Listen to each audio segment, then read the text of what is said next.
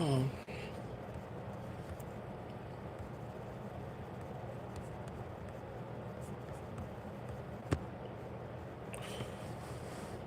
You guys are leaning on the laptop right now. But yeah, we are live, baby. Let's go. Let's go.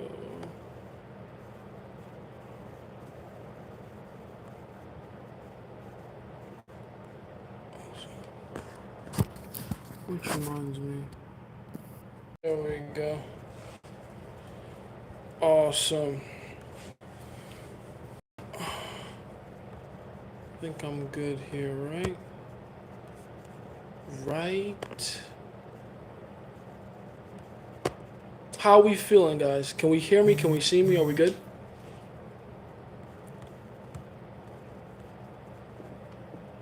There we go. Can we hear and see me? Hey, what's going on, Q-Ball? How you doing, baby? Is this also on TikTok? No. TikTok ain't showing me love right now. I'm suspended there until, I believe, the 27th? Something like that? So yeah, like another week or so before I'm allowed to stream live on TikTok. It's so funny because the exact same things I said on TikTok that got me suspended over there. I came here on YouTube and said it, and nothing happened. So, this YouTube thing is definitely going to be the wave moving forward. I can't be censored. I'm not the kind of man that does well with censorship. I'm not the kind of man that likes to stay within those lines. So, it looks like TikTok is gonna take a backseat to all my live streamings. How are we doing it though? How are we doing today? How are we feeling? What's going on, baby? We all good? We having a nice day? We having a productive day? I definitely have. I'm not even gonna lie. Killed the workout this morning. Had my drills going in after that.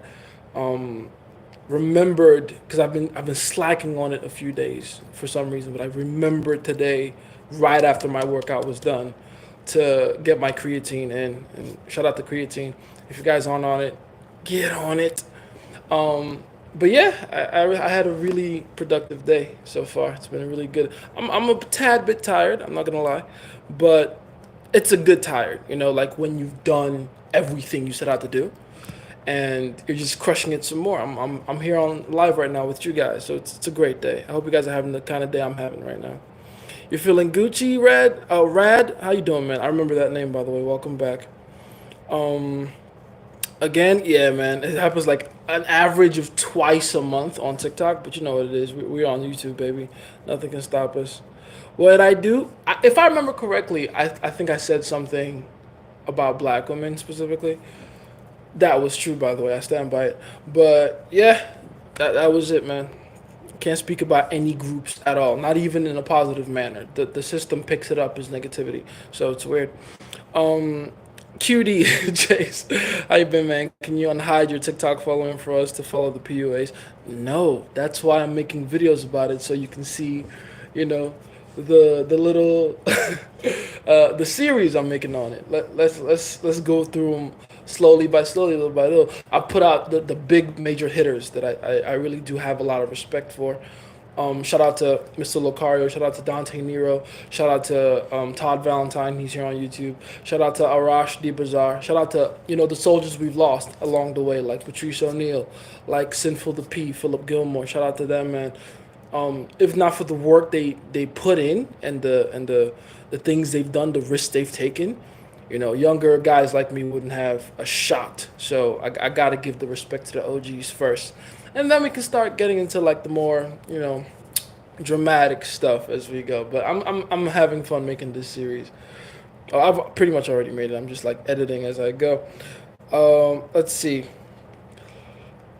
Oh, what's up, Jay? Oh, what's going on, Ikari? What's going on? I gotta get used to calling you Ikari here instead of Ryu, but I'm gonna call you Ryu anyway. What's going on, Ryu? Uh, I possibly shouldn't even be here. Really? I watched your isolation video. Did you now? I'm happy about that. Where'd you watch it? Is it here? Did I leave it up here on YouTube? Or is it? I think I did I keep it in the interview light? I can't remember where I kept it now. That thing is just somewhere floating around. But it's a very important video. It really is. Yo, found your channel 3 days ago, Goldmine. Thank you, Abdul. Welcome, welcome. I hope you going through everything, and I hope you're actually using the information I talk about. It's useless to just hear it. I don't want you guys to be theory junkies, all right? Or like these red pill guys that just do a lot of talking and a lot of theorizing. I want you guys to go out there in the field and actually use the information I'm giving you, because that's when you really get to see the value of it. It sounds cool, it sounds good. I'm aware, and I make it sound good, but it becomes even more valuable when you actually use it and you see the results. So, welcome, Abdul. Keep that in mind. And started less intense version of it today. Oh, the isolation? You're starting an isolation and you didn't tell me, my boy?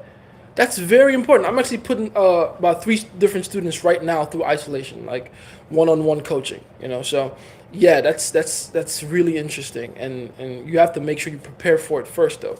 Make sure you go through the necessary steps, warn the friends and family, prepare your diet and your dietary restrictions, like really train yourself before you go in there. If you're eating 3 square meals a day, which I already don't even believe in that to begin with, but if you're doing that, if you're eating that much, you probably want to start cutting down into a caloric deficit so that you can prepare your body to not have to, constantly survive off of whatever you put in it for those 7 days.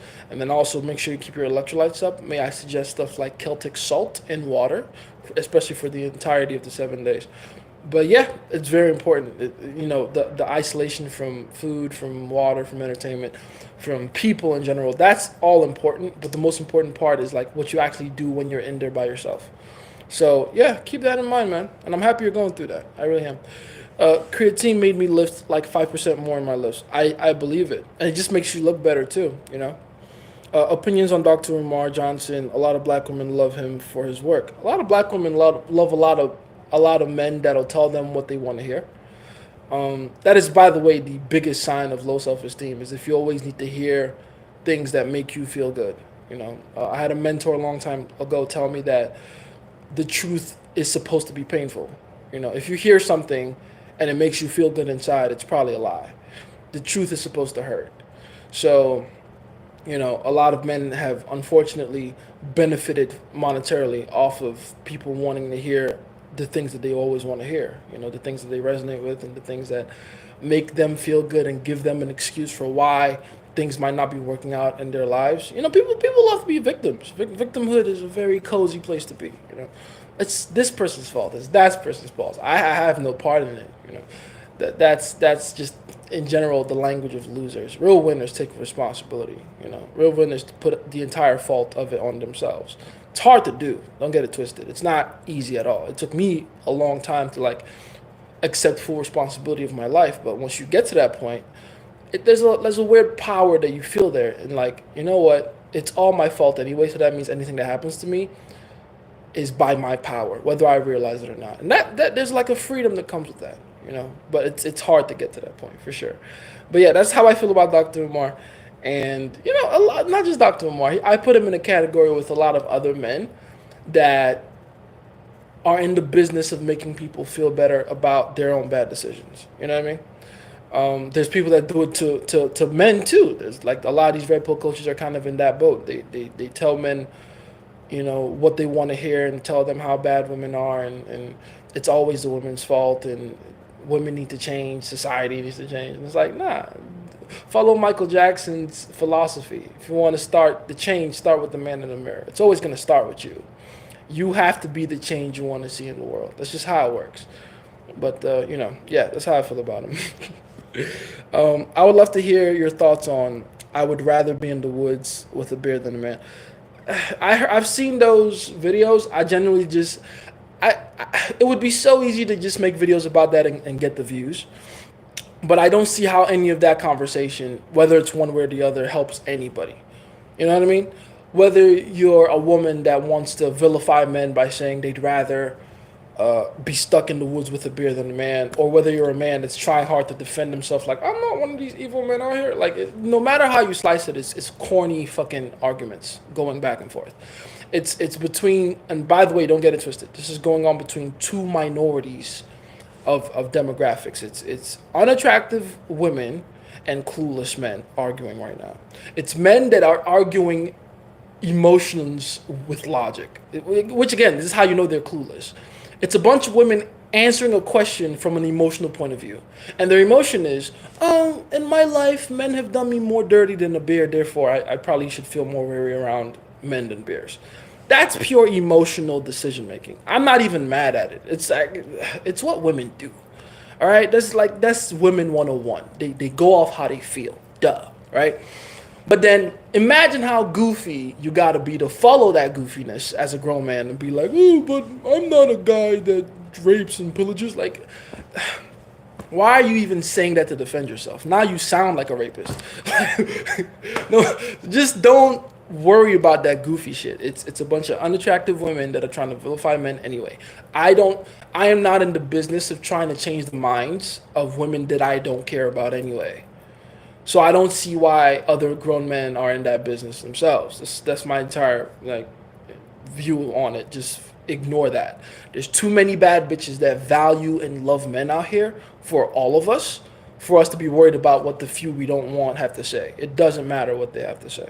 You know what I mean? That's how I feel about it. It's on YouTube, sweetheart. Indeed. Thoughts on Snow Bunny Heaven? So basically, my house. Any heaven is good, man. As long as it's a heaven you want to be in. Any heaven is good as long as if it happens to have a few white girls in there or an abundance of them, do what you gotta do, man. Heaven is heaven. It's a good thing. Talk about church girls and dating.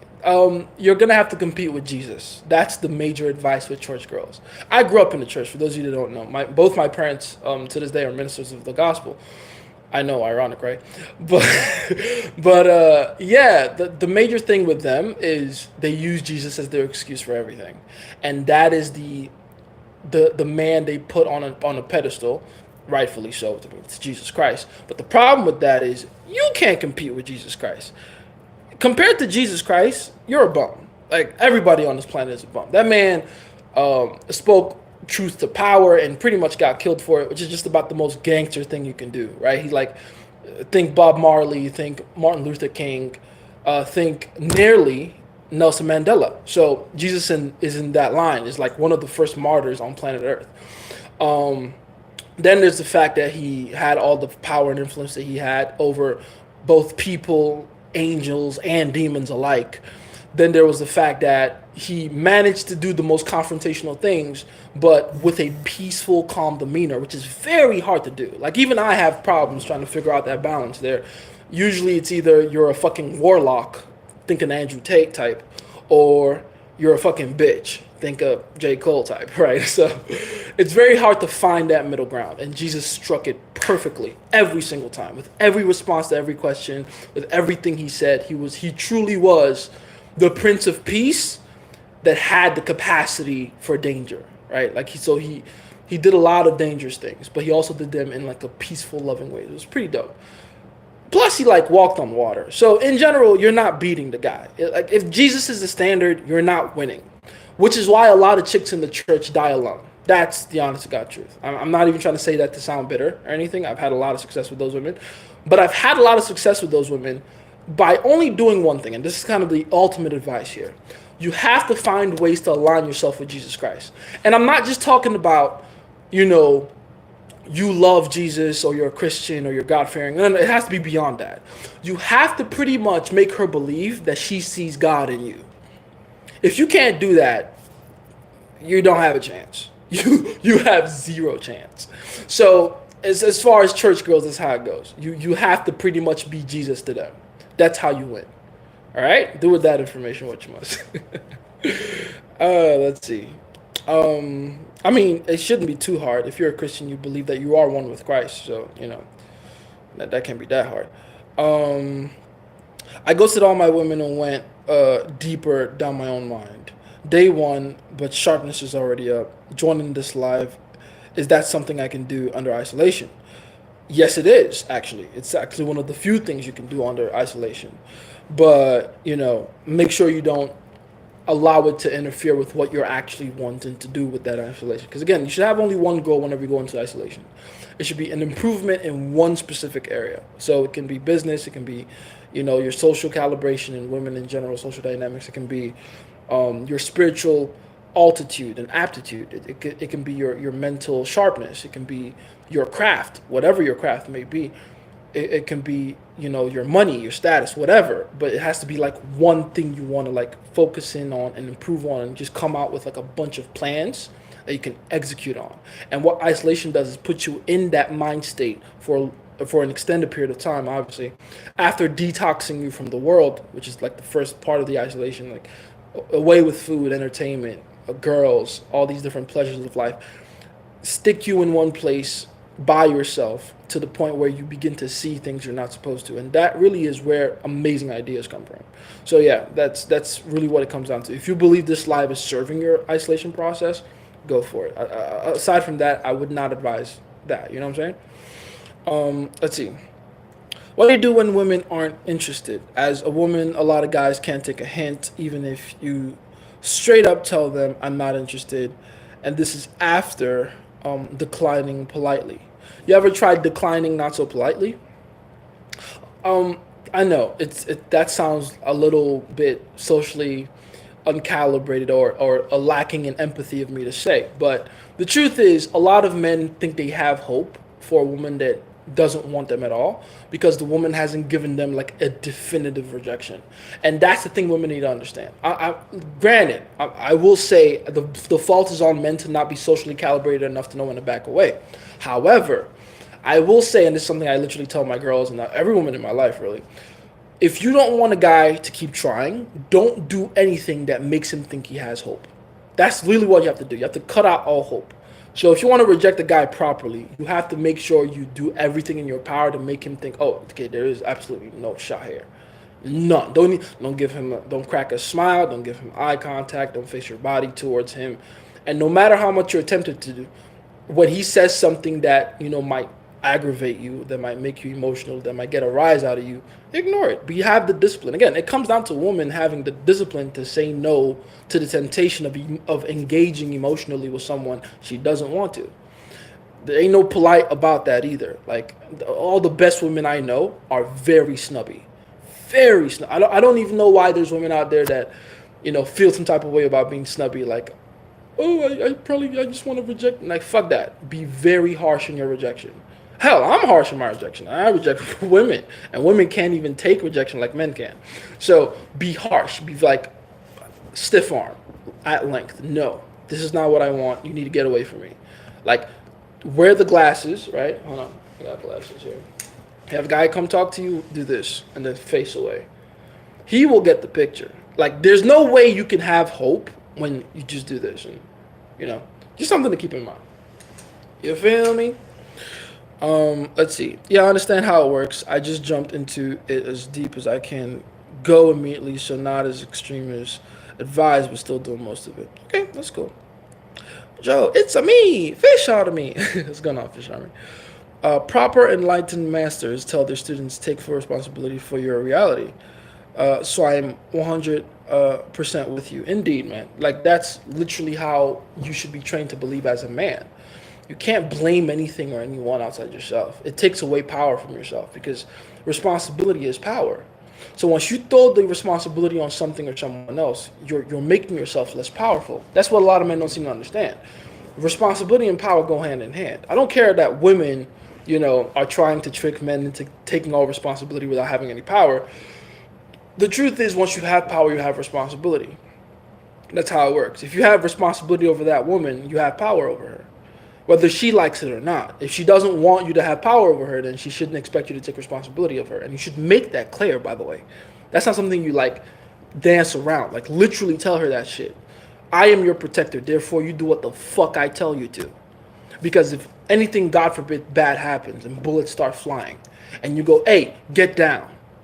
Imagine how goofy it would be for her to be like, you can't tell me what to, like, bitch, bullets are flying. Either you do what I say and we survive the situation, or bad things happen.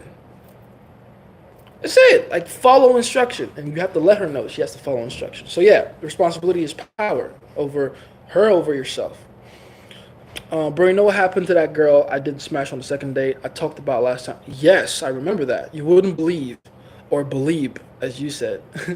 baby. Autocorrect is so fun sometimes. But what happened though? Tell me. The 7 that I want to turn into a 10, I have a very strong urge to talk to.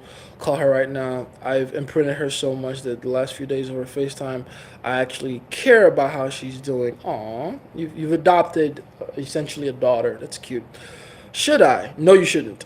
Think I've given her enough of my time lately, but I'm not sure how she deals with me suddenly not being there.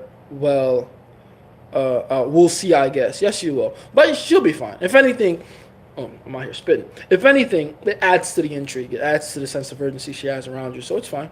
It's completely fine. Um, First thing I hear when I join, you sound like a rapist. That's odd timing on your part, my friend. But I understand how it looks. um, I practice a form of meditation called releasing, and let me say that when you sit with an emotion, let it run out, you will instantly notice how to tackle the situation from a new angle, a clear angle. That's interesting. I have heard about releasing, and I've heard the benefits of it, including what you just talked about there, which is what they call divergent thinking, the ability to solve problems in unorthodox ways that other people wouldn't naturally think about, the ability to solve problems from outside of the box as opposed to within the confines of it. A good example is a video I just watched actually on YouTube, a YouTube short of this guy. I don't know if you guys know who Alex Hormozy is. He's like the leading guy in entrepreneurship right now. Shout out to Alex Hormozy. Go watch him if you haven't. If you don't know who he is, if you claim to be an entrepreneur, you don't know who Alex Hormozy is, you're not an entrepreneur. You suck. But he had a video someone, I think it was him or someone else put up, of him being at the gym and working out, and his gym bag isn't even really a gym bag. It's like one of those tool bags for construction workers. So he uses a construction worker bag, right, of one of them big ass tool bags with multiple compartments, as his gym bag. And the guy interviewing him was like, "Why do you do that? What's the story there?" And he's like, "Man, I've tried all the different gym bags out there, but they just don't do what I need them to do. This bag, even though it's not made for the gym, does what I needed to do." And I remember thinking, damn, that's such a good idea. That's such a good example of divergent thinking, the ability to think outside the box. Everyone else would be like, okay, so what other gym box or gym bag should I use or should I have? And he's like, well, I need this problem solved. What if I don't need particularly a gym bag to do it? I can just go find another bag that does the exact same thing I needed to do and solve the problem that way. And he found it. Genius. That's where real genius comes from. So if you believe this releasing meditation technique helps you to do that, go for it, man. Absolutely. You're gonna be out here walking around with a fucking 200 IQ. Let's see. Since I told you about her, we've spoken on sex, her trauma, her exes, abuse she's gone through, embarrassing stories she has never told family or friends, loads of imprinting. Indeed, very good. Be careful not to become her emotional tampon, though. You want her to, give you all those things without necessarily seeing you as her outlet for always doing that, Pastor's kid, it makes sense now, indeed. But the thing is, she lives in Morocco right now, and she'll be back close to where I live in about 2 months. Any advice there? Just keep doing exactly what you're doing. Keep being the most consequential person in her life from like an emotional point of view.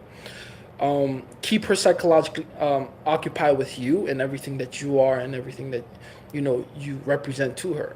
You don't want to allow things to die down before she gets here. Like, keep things going. Just do exactly what you've been doing. Keep cutting deeper. Keep making her give you more of herself, and you should be fine. And then when she gets to where you are, consummate the affair. I invited her for a third date. It was already very late. 12:30 a.m. Interesting. After some talking, her father showed up. Where the fuck were you?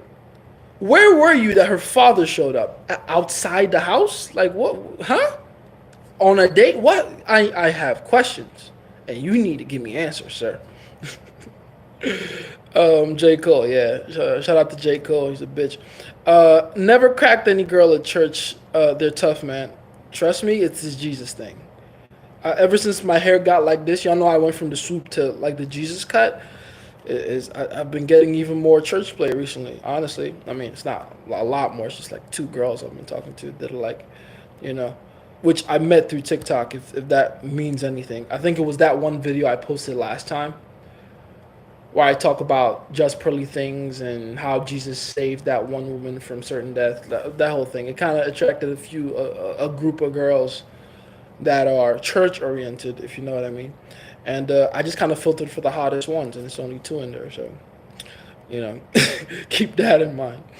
Um, let's see. Uh, Having written down a bunch of topics I could go into isolation for, the common theme amongst all of them was social status, being regarded by others as a respectable person worth looking up to. Money, fame, personal relationships, career, etc. came up as well, even starting a business. But those are all connected to the social standing, if I'm being completely honest. Okay. Now, the plan is up to me to figure out, but could you give me some pointers? You'd have the way the plan comes during isolation is to think about the end result first and to meditate deeply on that. The idea is when you're meditating deeply on being that person already, the person that has achieved, in your case, that social status, then your brain is designed by God to naturally reverse engineer that process. So you begin to think, okay, if I am this person that has that amazing social standing, that has that amazing, you know, reputation amongst my friends, my family, my coworkers, my business associates, etc., how exactly did I get to this point? Right? The ideas are essentially when your brain reveals to you that story of how it happened. That's really what it is. So then you have that story of how it happened, how you became that amazing social giant. And then you go, oh, okay, that's how it happened. I'm just going to take that and implement it in my real life right now. That's it. That's what the ideas are. You know, so everything you begin to do once you get out of isolation is geared towards everything that you saw in terms of like the story of getting to that point. That's how it works. Let's see. Where are you from? I'm Nigerian, born and raised. Beautiful guy. Thank you. Thoughts on girl who have those grape fantasies though? That's all girls. That's the thing. Like people, can I say I'm not gonna risk it. I'll say grape because YouTube. I'm not sure if YouTube is that lenient, so I'm gonna say grape. But here's the truth. They all want that.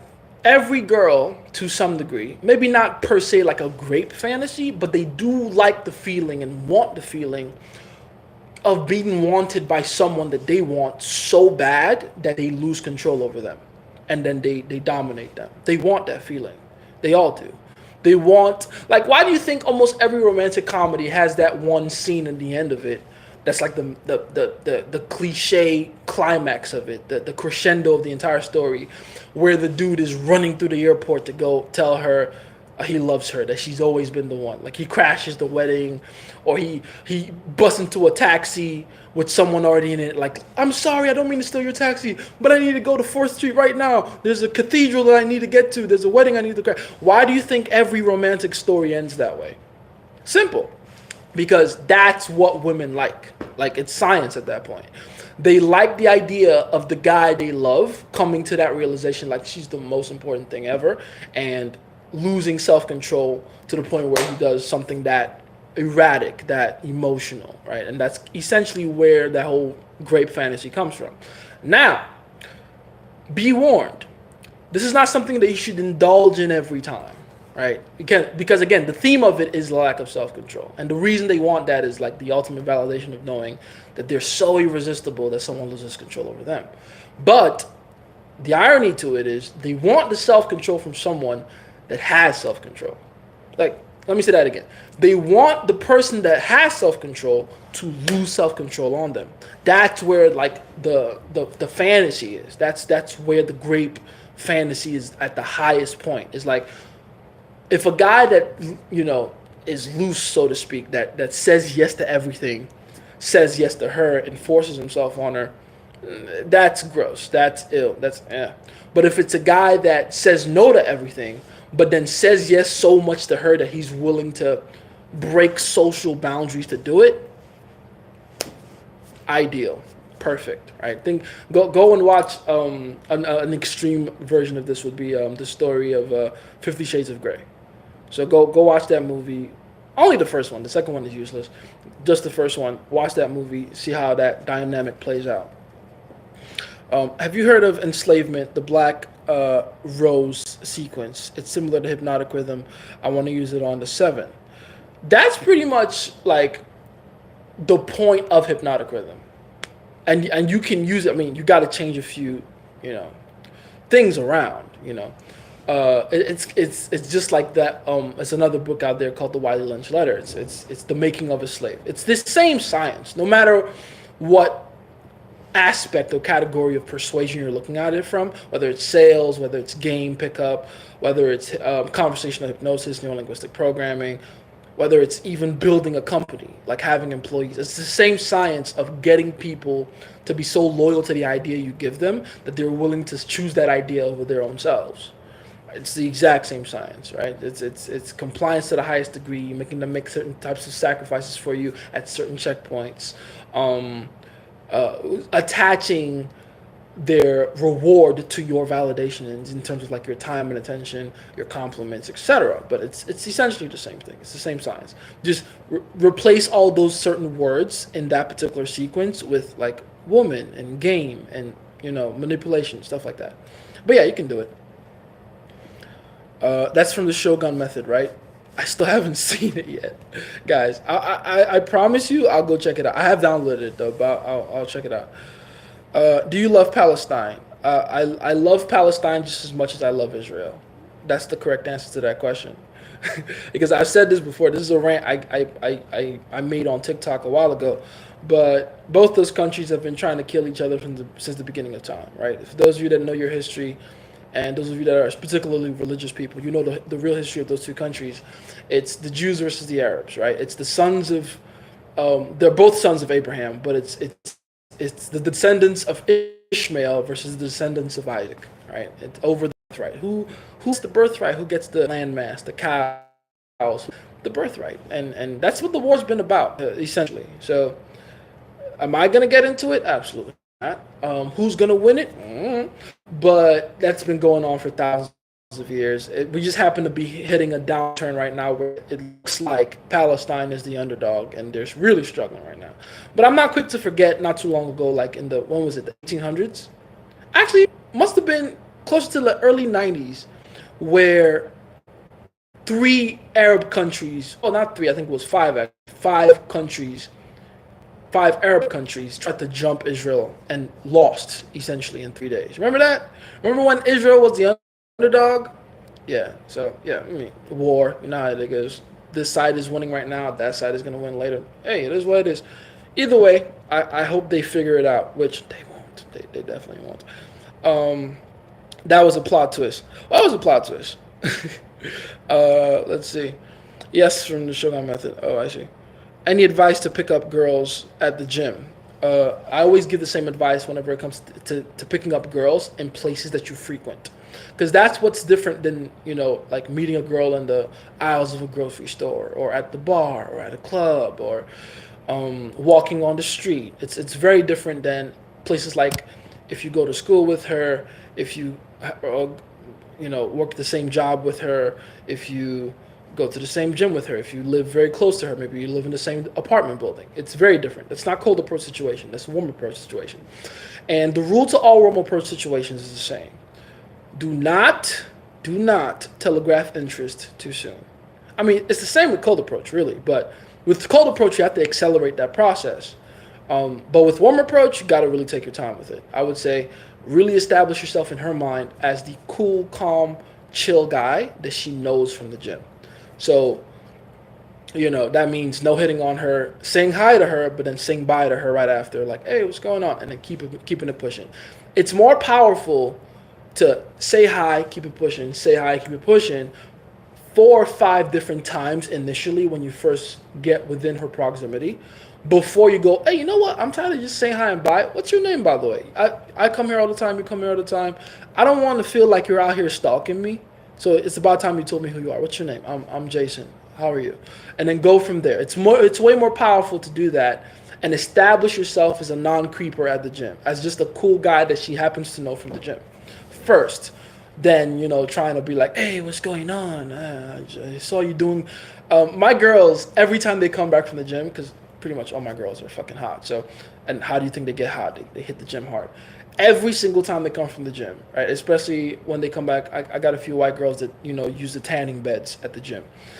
Every time they go to the gym, use the tanning beds, or they're on a machine, they'll always come back complaining about, some idiot came over talking about, you're not doing that exercise correctly. It looks like every guy's pickup line at the gym, from what they're telling me, is they walk up to them and try to correct their form, which is like, y'all thought that would work? Don't do that. Just you have a far higher chance of just staying at a distance. Hey, what's going on? Keep it pushing. Oh, what's going on? Looking good today. Keep it pushing.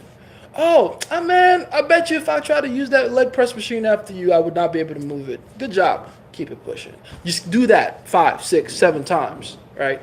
Just in passing. Don't be a creep. Don't linger. Don't try to get more conversation out of her. Just, hey, what's going on? Hey, just let her see you communicating with everybody else. Now how cool it looks when she's coming in right after you. Maybe you parked in the same spot in the parking lot. You walk in ahead of her.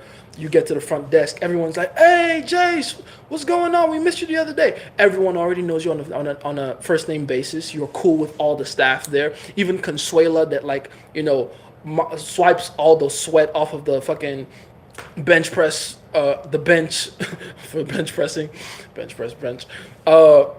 Repetitive there, but you get what I'm saying. If you're cool with everyone and she's seeing that, again, women notice everything. Don't forget that. They notice everything. They notice especially your social conduct.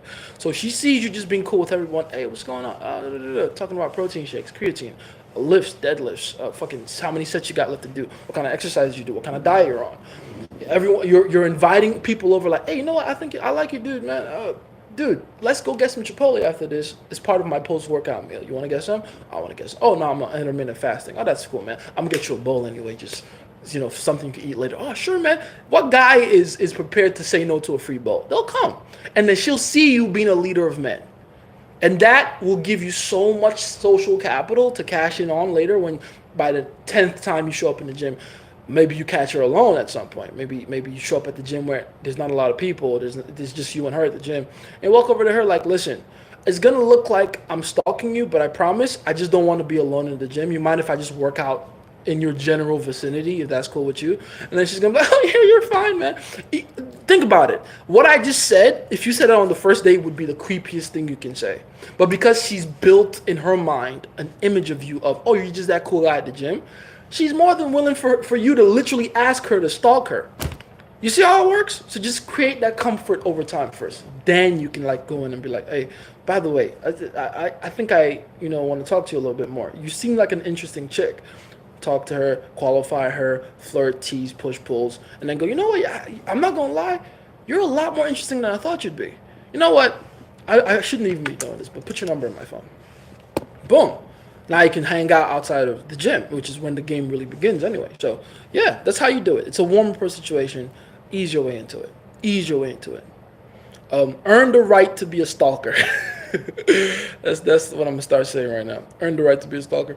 How hard would it be to fucking none? Honestly, the fucking part isn't the hard part. I wouldn't say it's the hard part. I mean, you got to think about it. They're already sexually repressed. There's got to be a way for you to, trigger their natural biological senses. If at all the hard is, if you want to call it hard, like the brunt of the work will come into just being able to exude proper sex appeal. It's being able to show her that you are someone that if she were to consider it, that she would want to get naked with. That's the hard part, if at all you want to call it hard,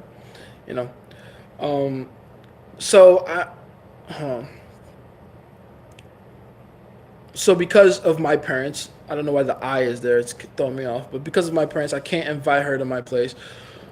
Her place is not an option too, so I invited her to the shop where me and my father work. Ooh, I got the keys and there's a place where you can chill. Okay, baller move, baller move. Can you fuck there after business hours? Keep that in mind. Places where you have the key and only you are great for sex locations. Shh. Let's see. Is Bill Russell the GOAT? Or am I drawing a blank? Who's Bill Russell? Who am I thinking about? Bill Russell. I'm thinking Russell Wilson. I'm thinking Bill Russell. Russell Brand? No, Bill Russell. I don't know who Bill Russell is. I might. Remind me who that is. The vow of celibacy would be tough to beat. Sex appeal can get through it. Again, really think about it like this. The thing about it, like even going back to like the whole fucking a nun thing, it's not like they have something against sex. It's not the sex that's their problem. It's who they're having it with, right? Ultimate, like these are. Listen, they're women. They want to fuck. I don't care how spiritual they are. Everyone has physical needs. You gotta take a shit. You gotta pee. You gotta eat something. You gotta fuck, or at the very least have a way to release all those pent up juices. It will happen, whether you choose for it to happen or not. So it's not the release itself they have a problem with. I mean, they'll say they have a problem with it, but I promise you they can't fight that. They can't fight that and win. You can't create discipline by suppressing. Staying away from sex isn't how you start saying no to sex. It's having sex enough times to where it's not a big deal for you anymore. That's how you begin to have this discipline to say no to sex. So a bunch of people that just have never had sex before, they're the most ripe to explode by far. You see it in the Middle East all the time. I make fun of all my Middle Eastern friends. Oh, we can't touch women. Yeah, that's why you're a fucking creep, bro. and it shows in their energy and their attitude. They're so not used to being around women that they fucking damn near like explode every time they're around one. It's crazy. But I digress. The point I'm trying to make is it's not the sex that they have a problem with. It's not the release they have a problem with. It's the outlet for a release. That's why I said in the beginning, you have to be Jesus to them. Because then if you're Jesus and you're saying, my child, it's okay, take the panties off. Now there's permission for the release to happen. You see how that works? It's not the release itself they have a problem with. Don't fight. Don't try to convince them to have sex. Just convince them to have sex with you. Well, not even convincing. Seduce them to have sex with you. That's how it works. Let's see. How to approach a situation where you will be with the girl for 8 hours plus straight for a few days in a row. Same as the gym thing. Literally take the exact same approach. If you know how long you're gonna be around her 8 hours plus a day, and I'm guessing it's some kind of job, then you want to just build that good reputation with her and honestly every girl there for a good 3 months before you even try to start like hitting on anybody. With the gym, you can wait till like your 4th or 5th time being around her. But with a place where you're consistently going to be in front of them every single time, you probably have to put a lot more time between when you first meet them to when you like start making solid advances. Because in that case, you're sure to meet them every time. With the gym, you don't know when she wants to come to the gym. She doesn't know when you're going to show up at the gym. You might show up together at the same time. You might show up at different times in the same day. Stuff like that. There's a lot of things still in the air with meeting girls at the gym, for instance. But with like a job or school, she knows you're going to be at that particular class or at that particular shift, etc., and vice versa. So you got to put a lot more time between when you start doing, being in the same proximity to when you start cashing in your social capital. You feel me? We talked a little and started to build physical contact on the couch. Ooh, things are getting frisky. I got a good one. Okay. Reverse engineering sounds perfect. Let me try that. Please do. Should I, as a man, watch and study shows like 50 Shades of Grey? Oh yeah, I just talked about that, literally. But I don't know if you were here when I said it, but I literally said go and study shows. I gave you guys a list last time I was live, right? Of shows that have amazing game you should probably follow and emulate if you can. My favorite by far is still Will Smith and Margot Robbie, Focus. It's a movie called Focus. Will Smith and Margot Robbie are the stars. Go and watch that show. And don't get carried away with all the like fancy manipulation and persuasion he's doing on the people he's trying to, scam. Because the entire point of Focus is that Will Smith's character is essentially a con artist, a very fucking good one. But don't focus on the people he's conning. Focus on the emotions he's putting the love interest, Margot Robbie, through. Everything he did was calculated to make her become essentially his puppet. And not to spoil the story, but that benefits him in the end, right? So absolutely, go and watch that movie. Go and watch, if you're more an anime person, go watch season 2 of How Aya Nakoji seduces. What's her name? I forget her name. The one girl he saves from the bullies that, by the way, he plants there for them to bully her, and then comes in as the knight in shining armor. Not to spoil the story, but there's an anime out there called Classroom of the Elite. Is what I'm trying to say. Classroom of the Elite. The main character, Aya Nakoji, he in the season 2 of the show, literally has an amazing plan for seducing this particular girl into making her his personal puppet. It's perfect. So go watch that as well. And then yeah, watch the 50 Shades of Grey to see how women respond to excitement and danger. Watch Sex Life or Maya Culpa. They're the same story essentially. It's just one is a series, one is a movie. One is white people, one is black people. If you want to, if you care more about watching a story with people that look like you, I guess, whatever. I've watched both, if you're wondering what kind of guy I am. And Sex Life is a better story, even though it's the white one. But yeah, Sex Life, they're both on Netflix, by the way.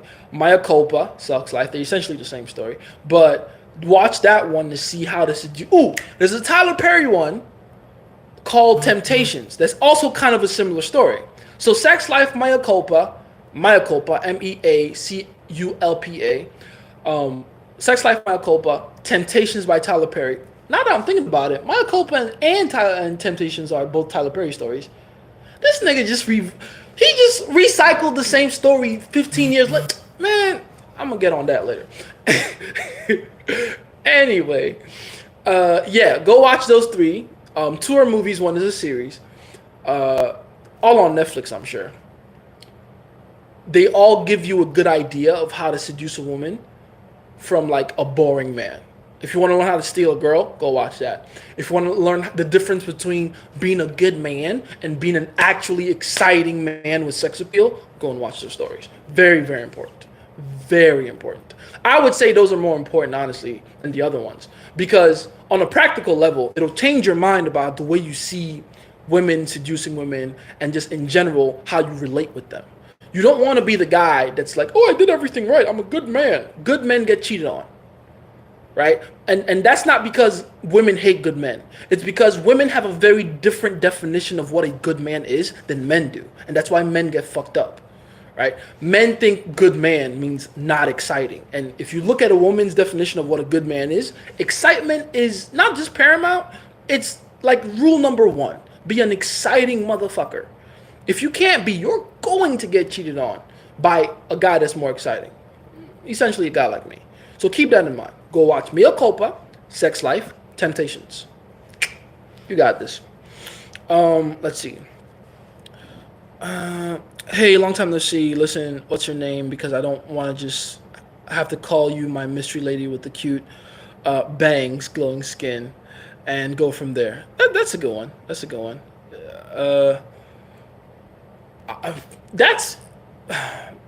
That's a good one. I'm gonna just keep it at that. That it is a good one. It is a good one. You could do better, but that's perfect.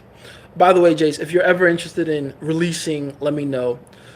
Hey, pause, dude. Hey, no Diddy, son. The fuck? Y'all can never stop me from saying no Diddy. That's my favorite thing to say now. But let me know when will be the last time I pop by your lives, dog. Thanks for doing these, man. No problem, man. And also, if you got some kind of material I should go over for like that releasing technique, absolutely. Like send it over to me, go to my Instagram, shoot me a DM, we'll talk. Even if you have a service that you're selling, I don't mind. Imagine you were an absolute social recluse for the 10 years and spent all the time in isolation, essentially becoming autistic socially. How exactly would you turn yourself into a social giant? I want to know what's a more extreme version of something I went through for a while looks like, so that I can more easily correct my own old mistakes. I will give you the answer to this question from my own point of view, because this essentially happened to me. There was, in the middle of my 10 years, there was a good year and a half where I essentially locked myself in my house because I felt like I needed to figure things out. And I felt like I needed to really work on my business and blah, blah, blah, blah, blah. The irony is when I came out of it and I started talking to girls again, everything else got better in my life. But I digress. The point is, yes, there is a point where you isolate too much, you become like essentially mentally handicapped. Like you can't even read facial expressions correctly. Right, you become a prisoner of your own mind, right? So If that becomes your case, I'll tell you exactly what I did step by step to get out of it. First things first, like the first step, write this down if you have to. Do something that forces you to go outside. For me, I will tell you what it was for me. For me, it was this little thing right here. Oh, do I have it on this phone or do I have it on? Oh, I don't have it on this phone. I have it on this one. I'm live on this one, so I can't show you. But what I wanted to show you was Pokemon Go. Swear to Almighty God, Pokemon Go forced me to go outside and go make friends. Not even kidding. That, and then on top of that, I would say this is even more important than something like Pokemon Go. Get a job that forces you to be in front of people. I don't care what your earning capacity is.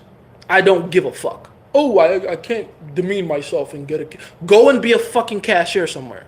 So you have to have 80,000 conversations a day. I am telling you that, like, literally, I looked at it, I thought about, like, oh, okay, I'm that down bad now. Like, that's where I'm at.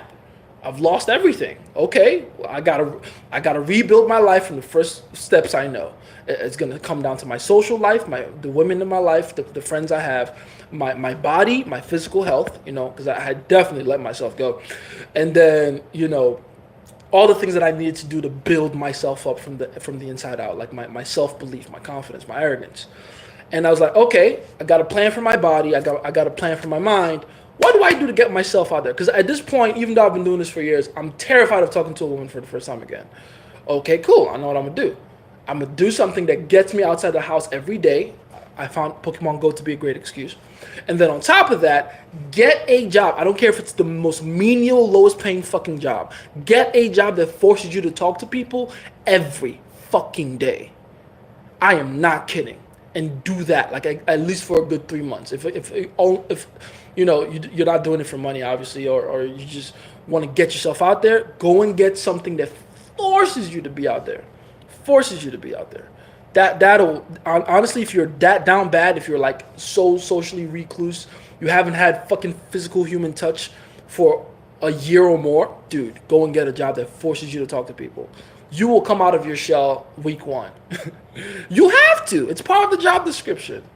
So it's fun. Go be a rep somewhere. Go be a salesman. Go do a menial cashier job or something. I don't care. I don't give a fuck. Do it.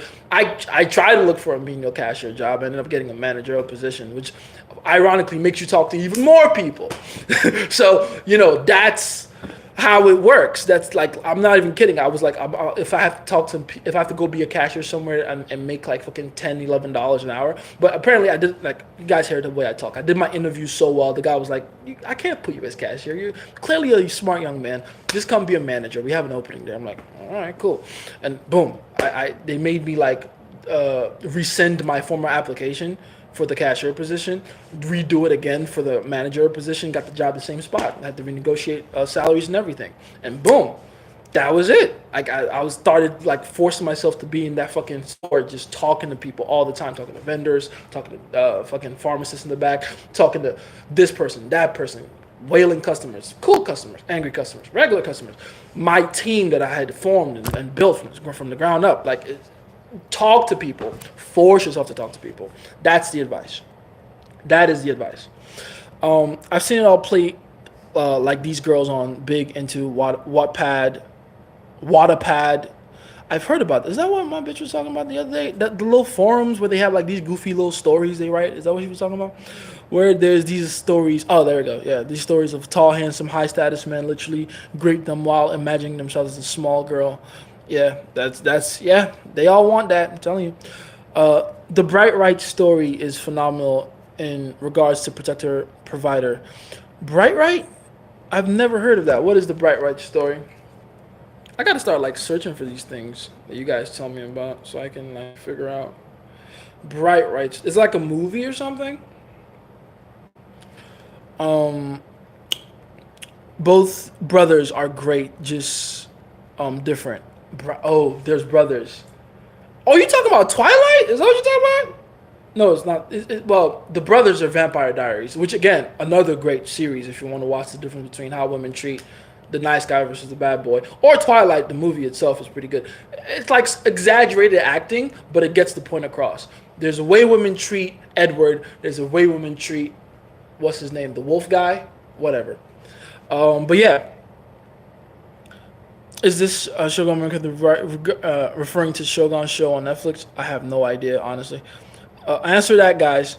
Tell us the truth about the crazy and obsessed girlfriend, how to get one and to keep her. Does it require you to obliterate her ego if she's not already the crazy type? So, yeah, that's pretty much the two ways you get a crazy girlfriend. You're either getting a girl that's already crazy, that has the capacity for massive emotion and passion, and you're just getting her to channel it or towards you. Or you're getting a girl that's not used to that, and you're essentially making her realize that you're the hardest piece of validation she's ever had to chase, and then you essentially create crazy out of that. But that's in terms of like just crazy. If you want a girlfriend that just does the most. But here's the thing, though. There's something to keep in mind. All crazy is a mixture of obsession and uncertainty, as in a bit of a low self-esteem. Every girl that's crazy is crazy because she feels she has to be that way to keep you around. She has to be that way to keep your attention. Right? She's doing that because she's not sure she can keep you around. That's why she's becoming that way to begin with. So that means, to some degree, in her mind, you have to be the baddest motherfucker she's ever met. Right? So it all comes down to you and the way you present yourself as a once-in-a-lifetime opportunity to these women. You feel me? That's really what it comes down to.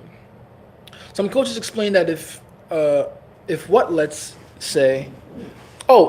say you want to smash on the second date and she refuses because she's not ready, you have to charge her to the game because she's setting the tone of the date, is what I meant you meant. Also, how do you react to that? Do you ever give her a second chance to walk away? I don't really know if waiting for one or two more dates is being a pushover. It really is. Those dating coaches are completely right.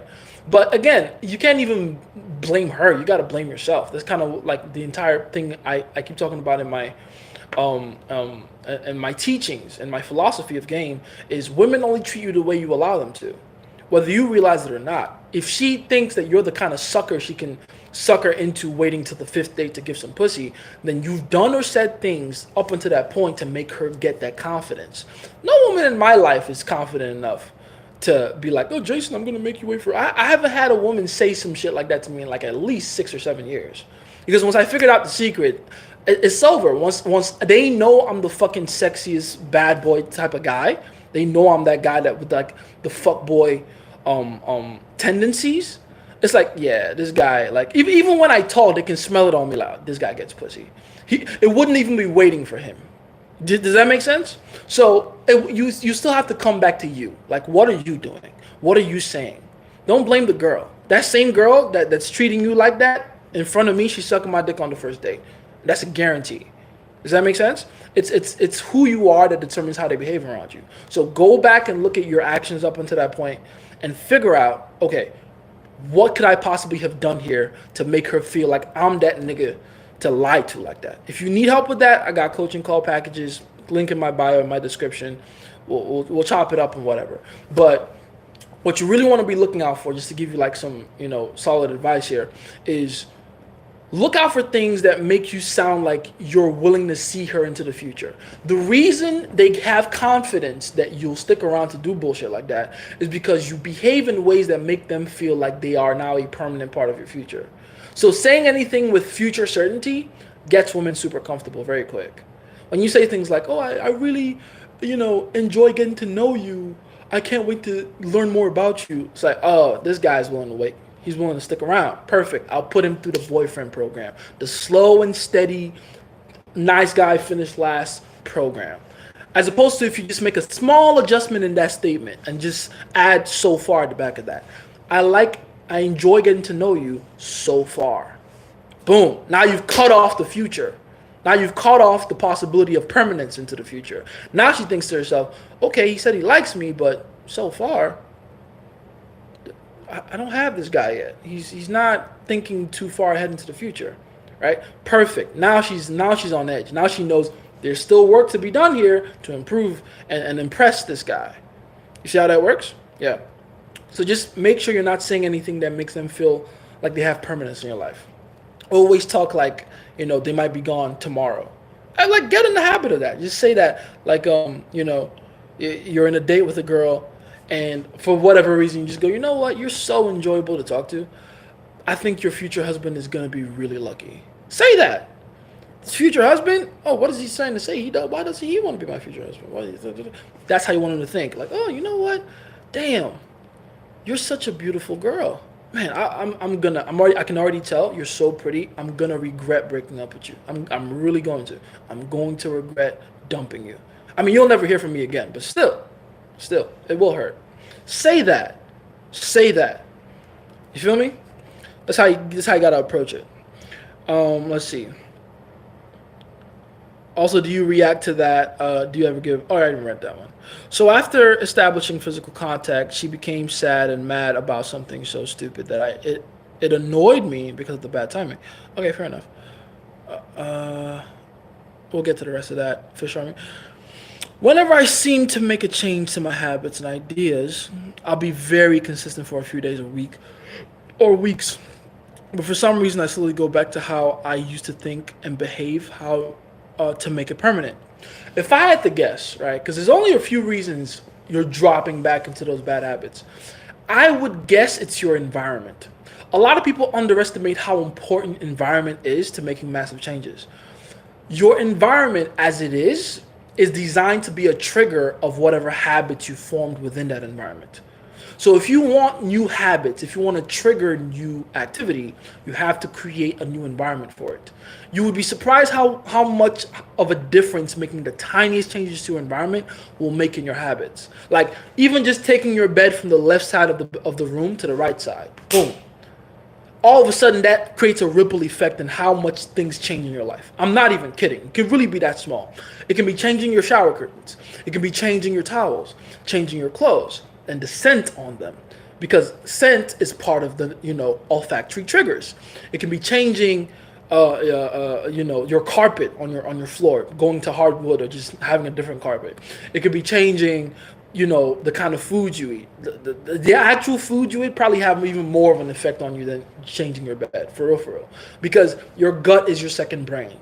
So if you eat nothing but processed sugars all day, well, you're gonna think like a lethargic processed sugar motherfucker with like lead paint stare, as opposed to like eating healthy stuff, salads, plantains, you know, just something to think about. Lean protein, nice beef, like a juicy steak, nice lean protein, like salmon. I'm a salmon motherfucker myself. Love me some salmon. I have a salmon at least 3-4 times a week, But yeah, just things to think about. Your habits will change in accordance to the environment you now live in. So change your environment. Okay? Keep that in mind. Moroccan girl lives in Belgium, not Holland, when she's back. Oh, okay, I see. So not even that close to you. Because she wants to go to school there. I could easily make her go to school close to where I live. Should I do that to help logistics? Absolutely. Like, hell yeah. Change her life to make yours more convenient. That's the whole point of having girls in your life anyway. If you have any girl in your life that doesn't make your life convenient, what the fuck is she there for? So yeah, absolutely. Get her to change schools to be closer to you. That's the point. How do you exude sex appeal without mentioning sex? Well, that's the thing though. You kind of have to. It's part of it. But not to do it in like a brash, direct way. You got to hint at the possibility of sex by putting sex on the table. That's where teasing, flirting, push pulls, and all the like come from. It's saying things like disagreeing with her, being disagreeable in your statements is enough to trigger the possibility of sex. How does saying something that a woman doesn't agree with introduce the possibility of sex? Well, simple. Because it makes you a risk taker. It makes you someone that is used to talking to girls like her and is not fazed by her clearly. And that in itself puts you in the perfect psychological position in her mind to be someone she can get naked with. Because women only ever get naked with men they respect. Right? So doing something respectable essentially hints at the possibility of sex. That's how it works. I like on the subtlest level. On the higher levels, you can just tease her and make her feel like she has to chase your validation. If she's chasing your validation, she's essentially chasing your cock. That's really what's going on, right? It's because that's a part of your time and attention. That's what sex is. Sex is undivided time and attention. So yeah, that's kind of how you got to do it. Bill Russell, basketball legend. Oh, I'm not much of a basketball guy. Sorry. I know. I know. I'm a black guy that isn't like I know a few like players here and there. I hear about a few players that are doing amazing things. Like Wembanyama is the last guy I've been hearing about recently. But do I follow basketball as closely as I follow football, for instance? No.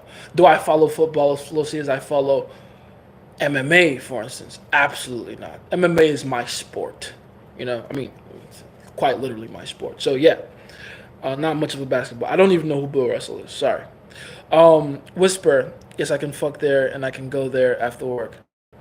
Oh, perfect. I like that. Perfect.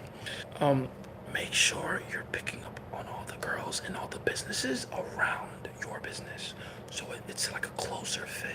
Keep that in mind. How would you pick up bad bitches with low self-esteem? Openers where you disqualify them or even insult them slightly clearly wouldn't work. Same thing with sevens you see potential in because they're your type. So the thing is, if she's a bad bitch, I'm always gonna assume she has a higher self-esteem. I only find out they have low self-esteem when they respond the way they respond to my nag or my push pull or my tease or whatever. That's when I find out, oh, her self-esteem ain't like that. Then I adjust. But what you're really asking me is to make the adjustment. It's very simple. Backpedal, apologize, start again. Give them like a heartfelt compliment, and then go from there. That's really what it comes down to. Then you just got to keep the teasing to a minimum. Here and there is enough, but just to a minimum. You feel me? Let's see. My girl told me I have an aura, that I'm indestructible and I just like her but don't need her whatsoever. Like it bothers her. Did I win, coach? Yes, you did.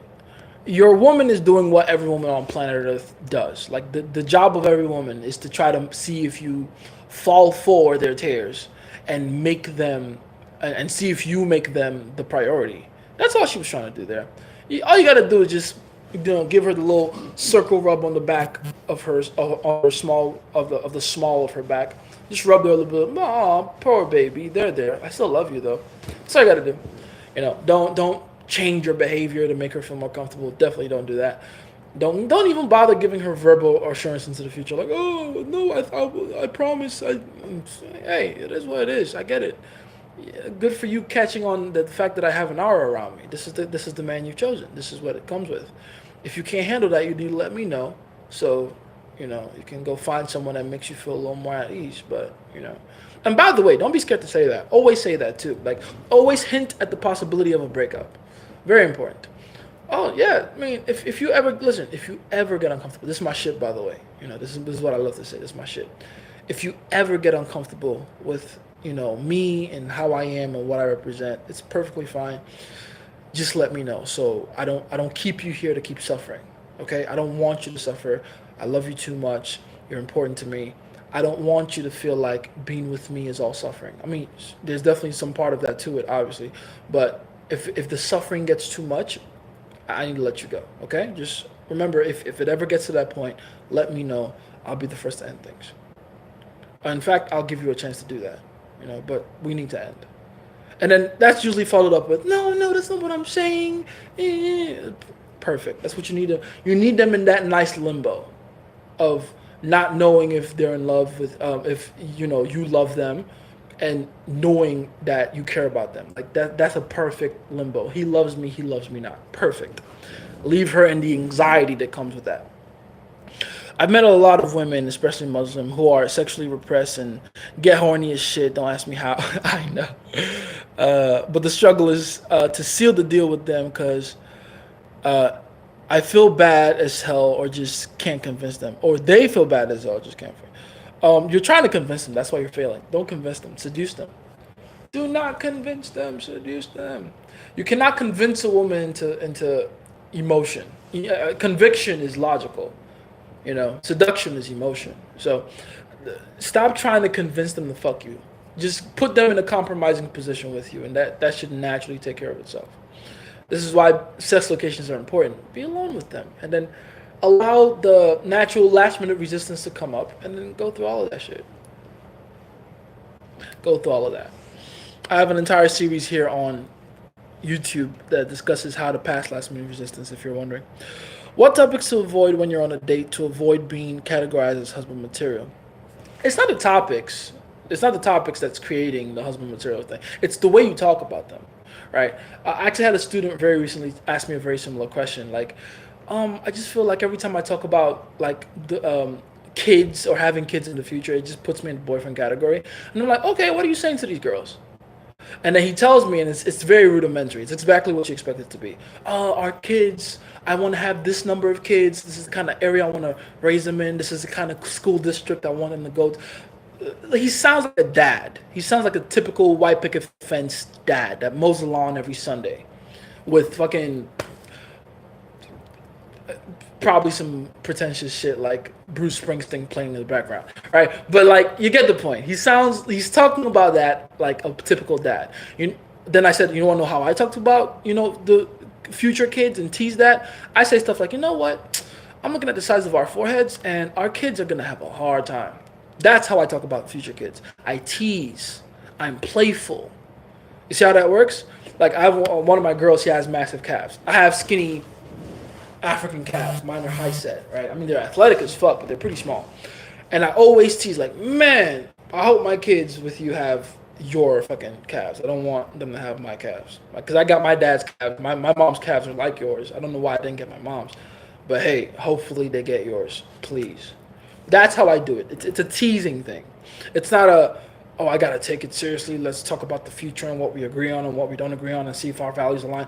You're making dating not fun, and dating should be fun. So just be like, damn, that eye color better be real, because if it's not, we have to break up right now. Like, if my kids can't have that and those are contacts somehow, I'm out of here. Oh no, it's real. Oh, it's real. Okay, that's good to know. That's good to know. Mine are real too, by the way, so hopefully they have a combination of both of ours. They just tease into the future. Oh, how many kids do you want to have?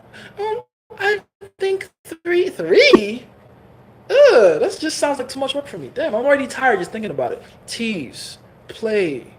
You feel me? It's not the topics, it's the way you approach them. Let's see. I came up with a new opener and tested it on. Like how bouncy this couch is. Tested it on this baddie on Hinge. Okay, what's the opener like? You're so sexy, but you give me a cave woman vibe. Ooh, nice. She said, excuse me? What does this even mean? Oh, perfect. What should I say next? You double down and make sure you let her know you're being playful by making a joke out of it.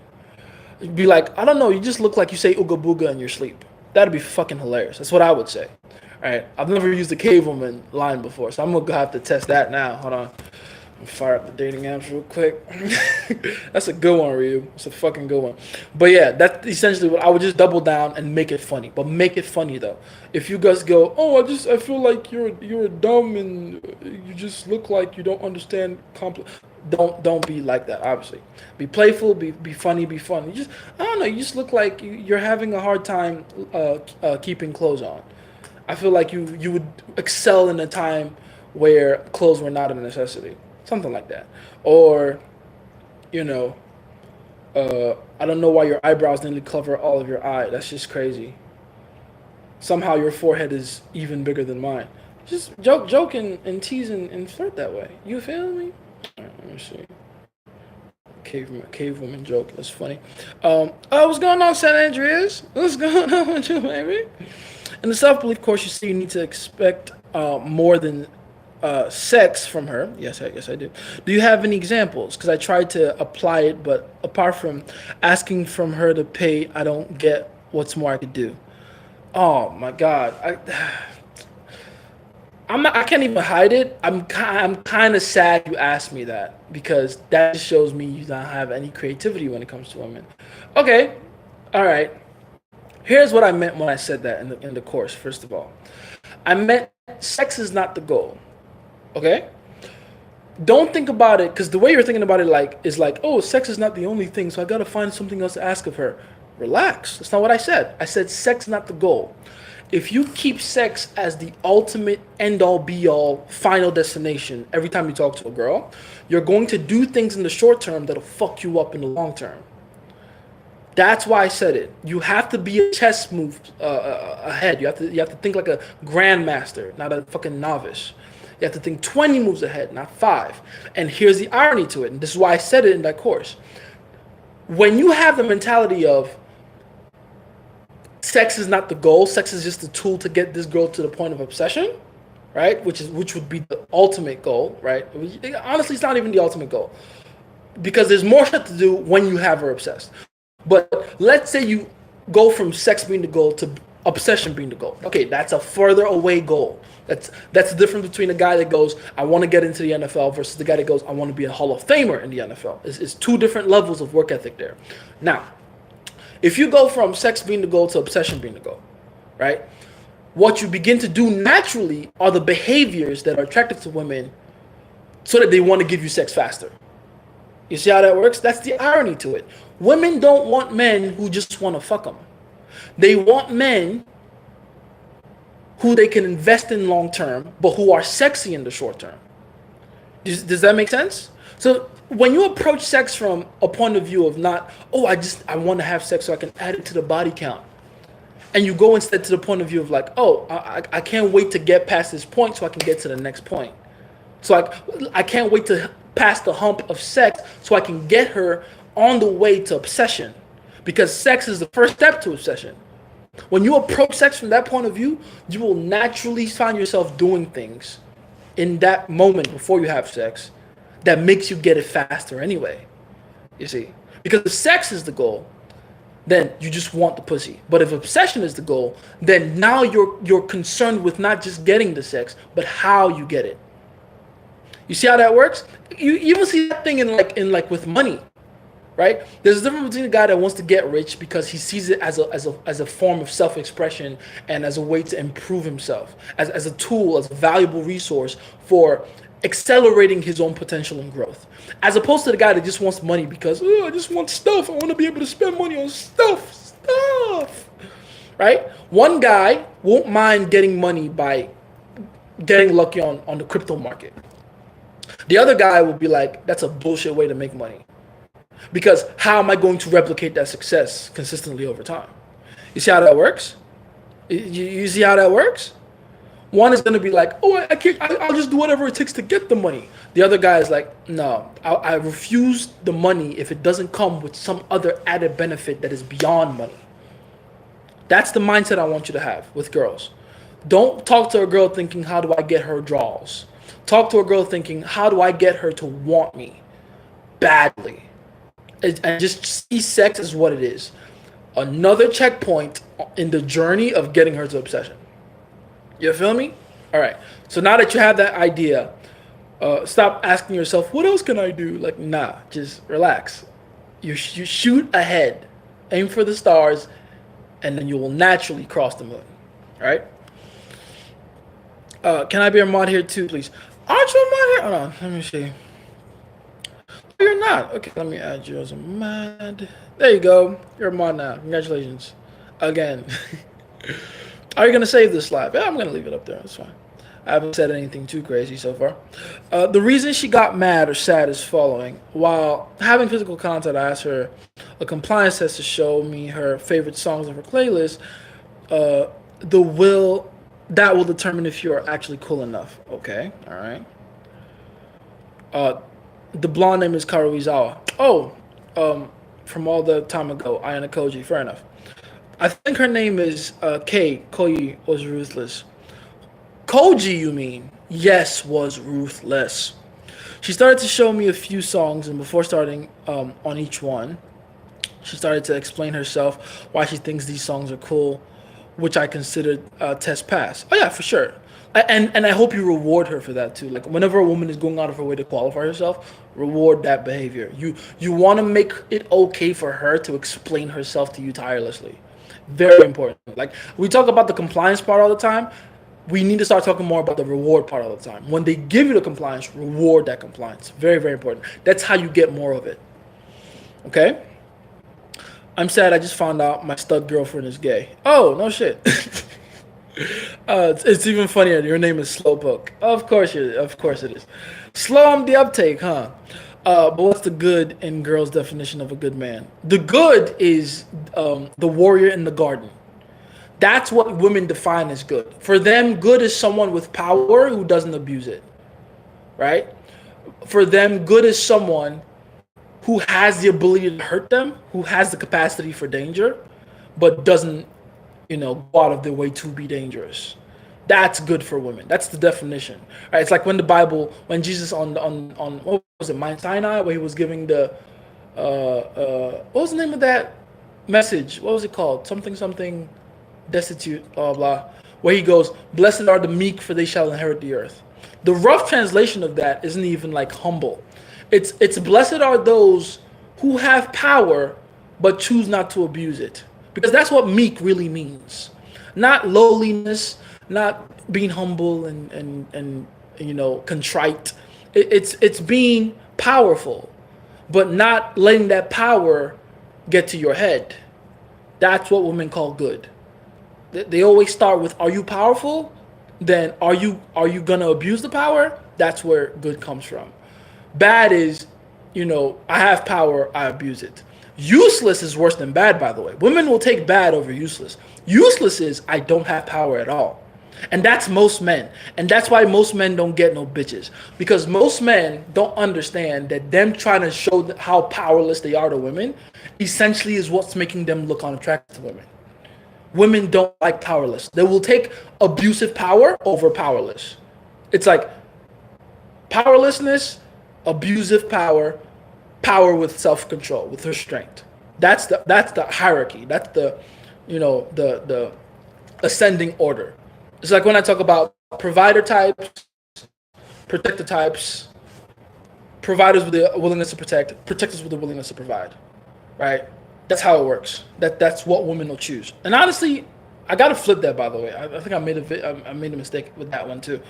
Providers with the willingness to protect and pure protectors are neck and neck. And then protector with the willingness to provide. That's the ultimate. They want a dangerous man that has the capacity for some sensitivity. That's what they want. That's what they call good. You feel me? Sex Life completely changed my view on women. The movie was traumatizing. Complete opposite of everything I've been told by others. I'm happy. Good. Every man has to go through that heartbreak of realizing that women aren't the angelic saints they've convinced us they are since we were kids. Another open I used, "You're the most adorable red flag I've ever seen." The response I got was, "How or why red flag? What do we do from here?" Same as the cave woman one. Just double down on it in a funny way. Be like, "Oh, you know what? Now that I'm really looking at it, it's not even a red flag. It's a crimson flag. I really shouldn't be talking to you at all, but you're just so attractive." Say that. Double down on it. Dude, done. I'll send you a DM on Instagram about it. It's not at all a service I offer, but I was coached on it by a dude overseas from me. Okay, that's cool. Anyway, I'll totally hit you with a DM about it soon. Appreciate that, man. Thanks, Red. That's really good advice. Can you leave this live up? I want to revisit it later. Sure, man. Of course. Safar. Oh, yeah. That's for Safar.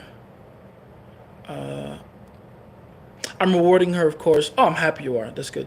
There was one song where she talked for a minute to explain why she likes it. I said, "It's all right. You passed the coolness test. You don't need to explain yourself anymore." Don't do that. Don't do that. Do not call it out when she's explaining herself, and do not stifle her when she's explaining herself. Because now what you've done is you set the precedent that there's a point where she's doing it too much. The way I set it up with all my girls, I make sure that they know that they are allowed to keep being a fool for me. Like, that's where I got my girls. They're happy to be fools for me. And it starts with you not like calling her out when she's explaining herself. If it were me and she's explaining herself like that, I'd be like, "Damn, I really like the fact that you've gone out of your way to explain to me in detail, in so much detail, just how much this song means to you. I appreciate that." I would reward that shit. I would reward that along with every other emotion she feels around me.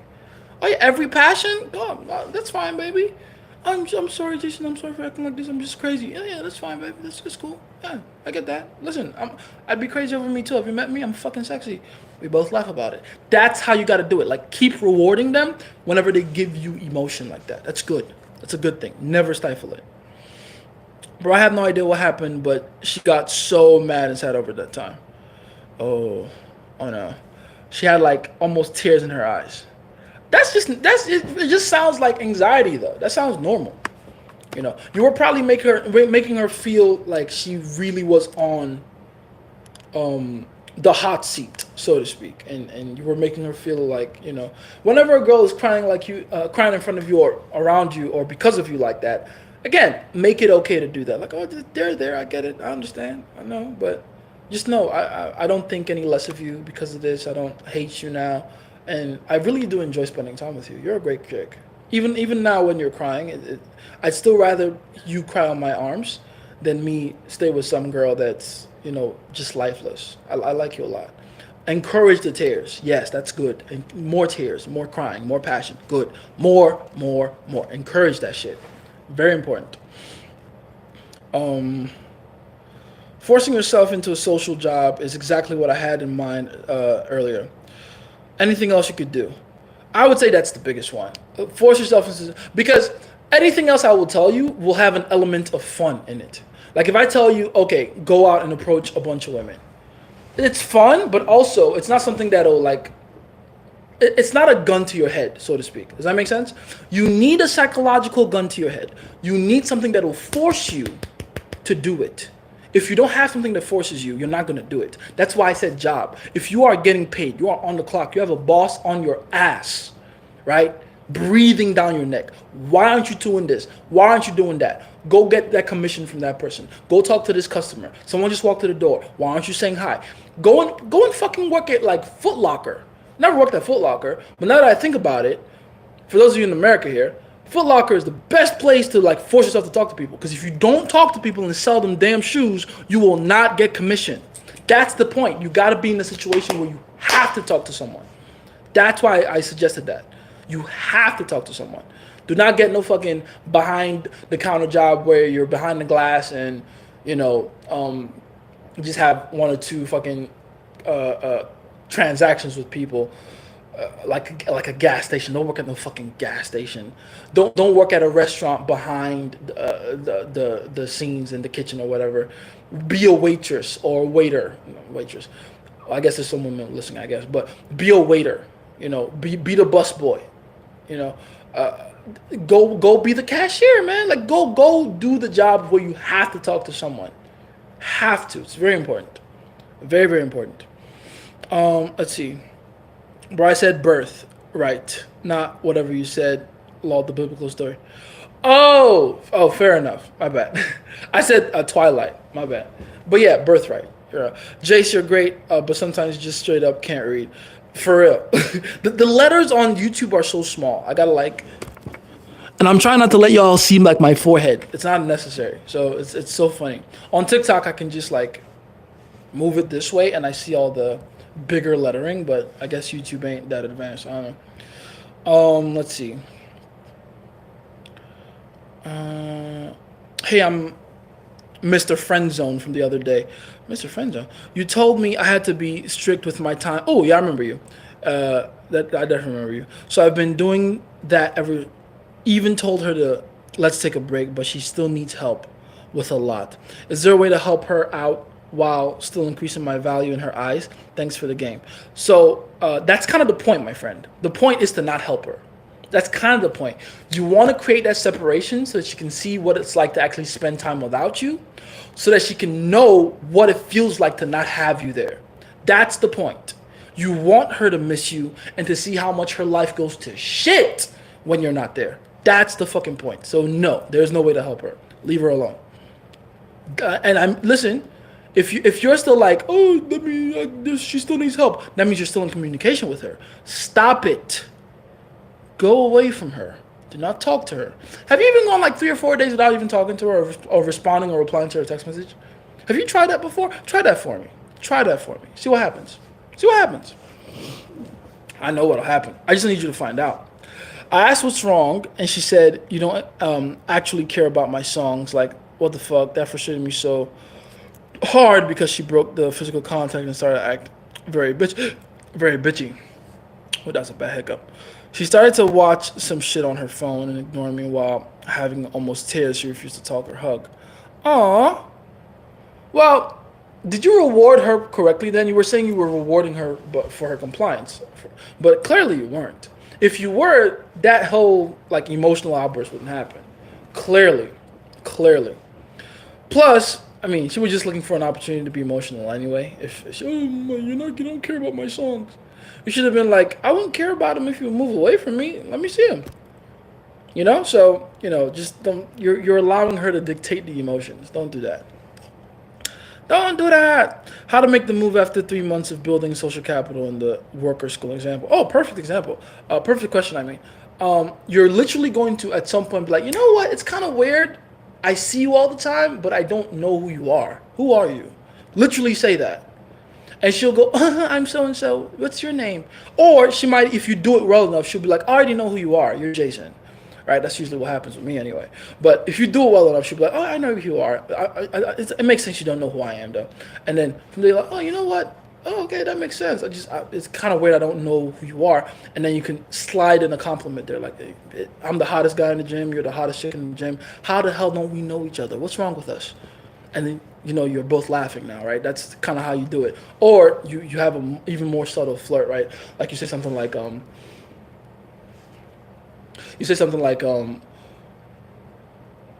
was that thing I said that one time? I was like, you know what? I bet you anything I'm the strongest guy in the gym and you're the strongest chick in the gym. But I've been meaning to test it. I just didn't know how to ask you yet. Something like that. I can't remember. Is that what I said? I know it was something around that, general vicinity. The point is just find a way to compliment her by complimenting you as well. And calling out the fact that it's awkward that you haven't spoken to each other all this time. Even though it's your fault, right? That's kind of the clever thing about it. You're putting the blame on circumstance, even though you have purposefully gone out of your way to not talk to this girl. And that's the genius of that line, right? Like, oh, well, what the hell? Sexy as I am, sexy as you are. We don't know each other, and we come to the same gym to get sexier. What the fuck? What's your name? Oh, okay, nice to meet you. Just out of curiosity, by the way, how did you get this going? And then point to a body part of hers if it's the gym. If it's school or whatever, use something that's relevant to that situation or that workplace or whatever. Like, how did you get this so good? Like, give her more of a compliment there. Like, how did you get this so good? How are you so good at this particular class? How are you good at this particular task at the job? How are you good at this particular exercise or building your particular muscle over here? Whatever. And then now you are in a constant conversation. And then you are now within your rights to tease her, flirt with her, and at the end of it, be like, you know what? I really enjoy talking to you so far. I kind of don't want to end this here. So let's exchange phone numbers. We'll talk to each other after this when we're both not like sweaty at the gym. All right. I bet you clean up nice. I'll see you later. All right. Or offer like a date, an instant date, if you can manage that, to a location not too far from the gym. Like, hey, you know what? I saw you parked outside. I parked outside. Why don't you come with me? I get my post-workout meals at Chipotle. You look like a Chipotle chick. I know you are. Don't lie to me. Get in the car. Let's get some Chipotle. It's on me. Do that. Or maybe walk there if you can manage. Or, whatever. Just, it's on me. Come with me. If you're like, oh, okay. Now you have a date. Now you're talking to each other. Literally. Like, and then let whatever happens from there. But essentially, that's how you're going to do it, okay? Oh, yeah, I remember that one. What can I say to this gym receptionist or worker that's like 23, I'm like 19? I say hi to her every day and make a joke or two sometimes, but want to escalate further. Same kind of process. I would say if you want her bad and she's a receptionist, is there another one there that's next to her that you can flirt with as well? That kind of, whenever it comes to receptionists especially, I like receptionists, like the game there is different because they're stationary, right? So if they're that stationary, that means you're always going to know where they are, which means you can begin to use more guaranteed game in the situation, game that you know will work. And when you know what will work, jealousy, creating the jealousy trope, right? Go into her ear, you're my favorite receptionist. Go to the next one, you're my favorite receptionist. At some point, they're both going to be like, he told both of us we're his favorite receptionist? You're going to think that's a bad thing, but trust me, that's genius. Because now they're both going to be fighting for who your favorite receptionist is, right? You can say favorite, you can say prettiest receptionist, most hardworking receptionist. It doesn't fucking matter. The point is you create the jealousy trope, right? Oh, you're out here two-timing the both of us. You told me the same thing you told her. And you don't think we talk in the break room? Oh, you talk about me in the break room. That's interesting. I'm a point of contention in the break room. I did not realize that. Hey, listen. Clean after yourselves until you talk to me in the break room like that. Okay, that's gross. being that hyped up on sexual activity like that. Like, chill out. Literally flirt like that. That's how you do it. Create the jealousy trope. Go from there. Let's see. So at this point, she literally failing all my tests, defiant as hell. That makes sense. But again, I wouldn't even call that failing all your tests. If anything, you failed the test. You became emotional, and then what did you do when you became emotional with her? You started to ask for more compliance. When a woman is being difficult like that, the last thing on your mind should be, oh, let me get some compliance out of you. That's not how it works. Like, compliance is in direct correlation to your social capital. If you lose status in her eyes, even momentarily, like in that case where she's like turning away from you crying, now is not the time to be like, oh, let me get something out of her. Like, no. Solve for that problem first. Be patient. Solve for that problem first. Then you can start going for more compliance. You feel me? It's easy to make Moroccan girls live with me. Moroccan girl live with you. I remember that one. When moving her for school, making her live on her own would be better because I can bring bitches to my place still, but hard to get her to do. Interesting. You know, whatever. It's your logistics. I can't really give you advice in the way of that, but yeah, it sounds like you have your Playful. So I pulled away my intention to start chill on my phone. I started to chill on my phone. Okay, I thought I wouldn't be smart to tease her in that state. That was very smart of you. Don't tease her in that state. She noticed that and started to chase my attention again. Perfect. Very good. I guess I'm jumping the gun on shitting on you. My bad, Fish Army. But I should have more faith in the fact that you've been listening to me for a while. Also, quick update on my other bitches. Everybody give me an update on their bitches. At this point, I got frustrated as hell, not gonna lie. So even after she put some effort to get it back, I was still annoyed by her, but I slowly started to validate her again. Okay, that's fair. That's not bad. Asian girl has been giving me some more resistance, but the vibe is still playful. Should I again ask for her number in a playful way? Asian girl with the sister. Yeah. Give it some time though. Give it some time, and every time you don't get the number when you ask her for it, give even more space between your texts. All right, like, so if you're waiting every other day, wait 3 days or 4 days. That'll send a message. Let her know that she's slowly losing your attention. Are you a black belt in jiu-jitsu? Absolutely not. I do not carry that honor with me quite yet. No. Let's see. Girls with fear of abandonment issues, dating her as a guy with game versus an average Joe with no idea of game can you capitalize on these women, or is this just another bag full of insecurities? It's essentially a bag full of insecurities, but it's one of those few insecurities that actually serve you.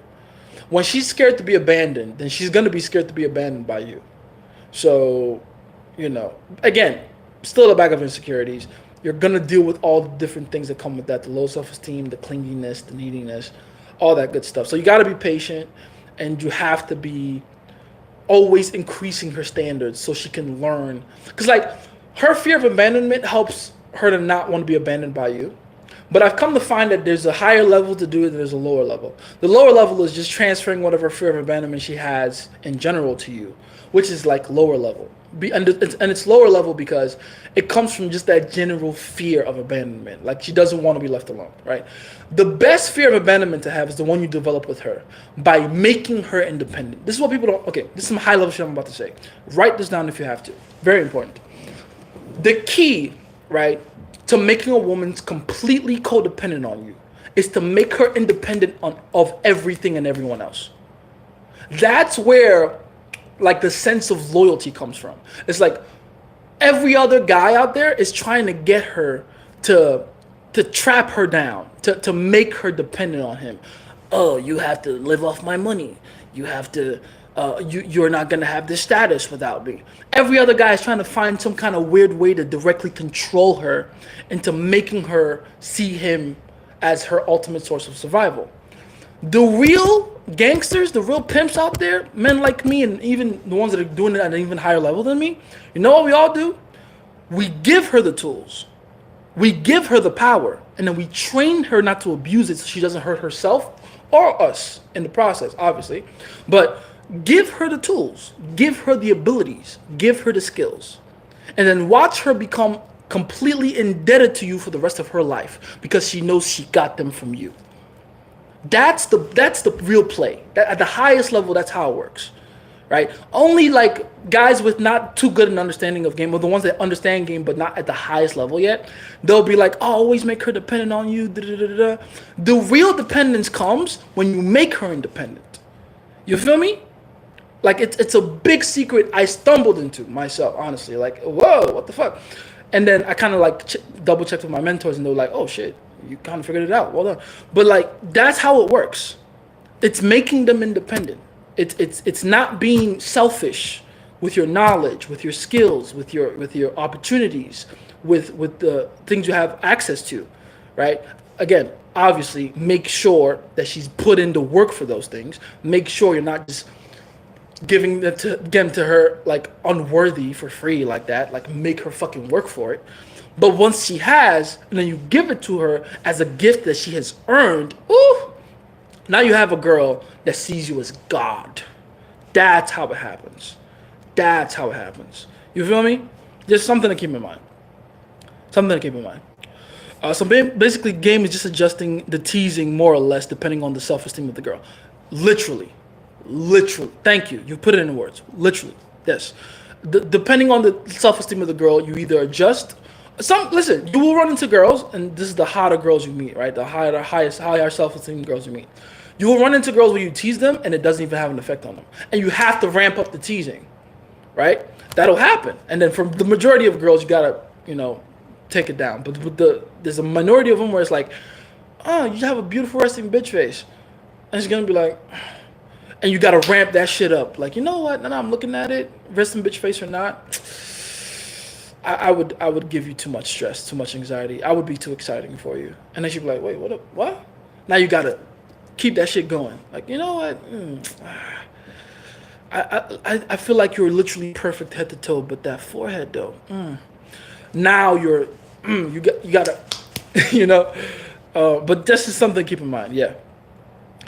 When you mean don't try to make her comfortable, what do you mean? Isn't comfort an essential part of pickup artistry? So, okay, you're confusing. We gotta find a different word for comfort and comfort, because there's two different kinds of comfort you're talking about here. You're talking about comfort from a pickup point of view, as in the difference between value and attainability, right? Value and comfort, versus a different kind of comfort in relationships, which is like when she gets too comfortable and like familiar. Let's use that word instead. Make her comfortable, but don't make her get familiar with you. The moment the mystery is gone, so is your relationship, right? Let's use familiar. Don't replace the word comfort with familiar. If she gets too fucking familiar in the relationship, which is why when I say comfortable, right? If she begins to see that you are predictable to her, she has no point of contention or anxiety from you for her. If she sees that she has you figured out, she's familiar with you like that, she's comfortable like that, she has lost respect for you like that, she's looking for someone to replace you. All right, cool. That's the word I'm looking for. Back home, be broke in half.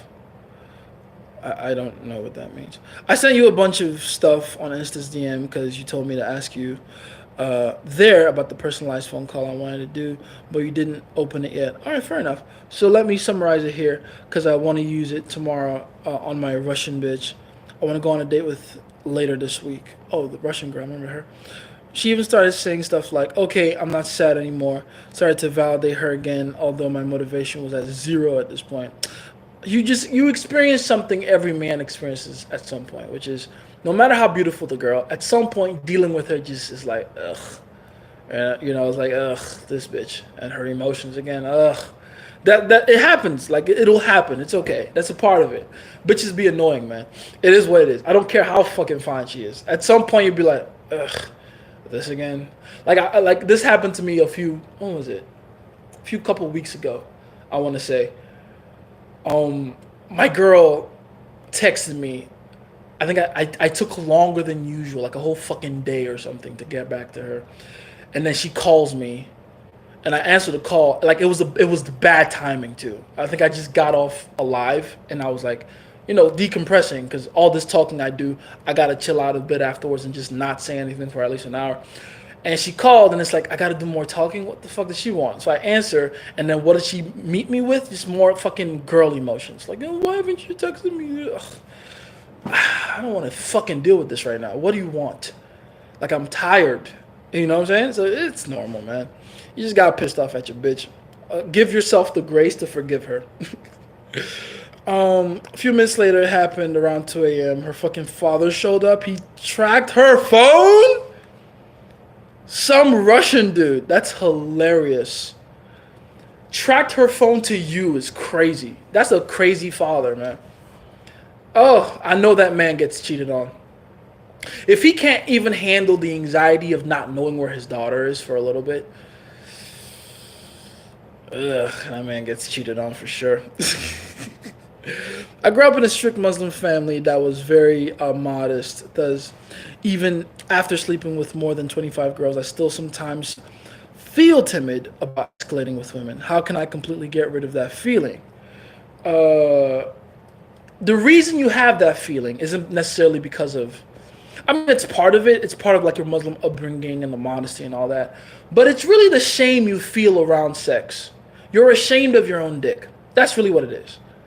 When you stop thinking about your dick as this ugly part of you that you're trying to sneak into there and fuck, and you start seeing it as a fucking beautiful scepter that you're granting as a gift to these women, then naturally you will have that anxiety leave you naturally.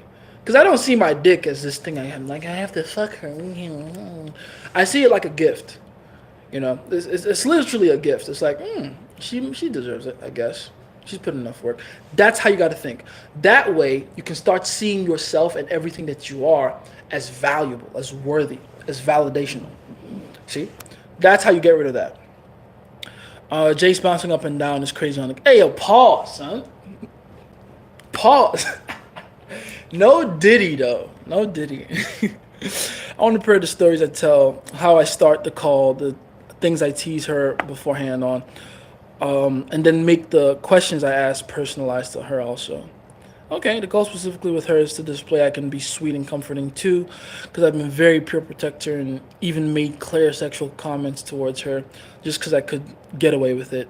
One thing I wanted to add in the call, maybe in addition to the story I tell, or even as a replacement for the story, is psychology test, Nigerian accent coming through, on romance that Sammy sent me, where I make her close her eyes and walk down with an imaginary path where I ask questions which tell me things about her. It seems playful and unlike something I've ever done before. All right, fair enough. I can do all those things. It's not bad.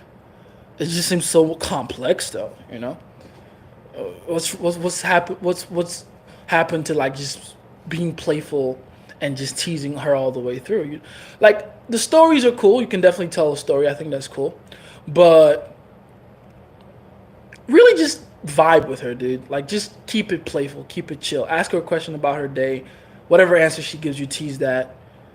Follow up with another question. Whatever answer she gives there, tease that. Like just teasing, misinterpretation, innuendo, all that stuff is your friend. You feel me? Don't complicate it too much. If you never had sex before, what are the things you should know should you lose it to a girl that already experienced? What are the things you should know what are the things you should know and should you lose it to a girl that already has experience? Yes. And what should you know before you have sex? The thing is, if I begin to tell you that, you'll get yourself too much in your head, and then you're gonna like fuck it up anyway. So I would say it's better to go in there with absolutely nothing in your mind. Just try to have as much fun as possible, and just stick your dick in there and just dance. But like that's in general, that's the correct advice. It's like don't put too much pressure on yourself to make it perfect. It's not going to be, no matter how much you try.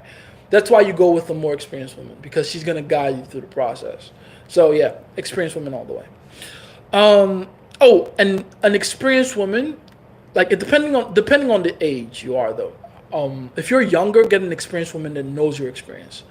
If you're older, you might want to go for an inexperienced woman herself.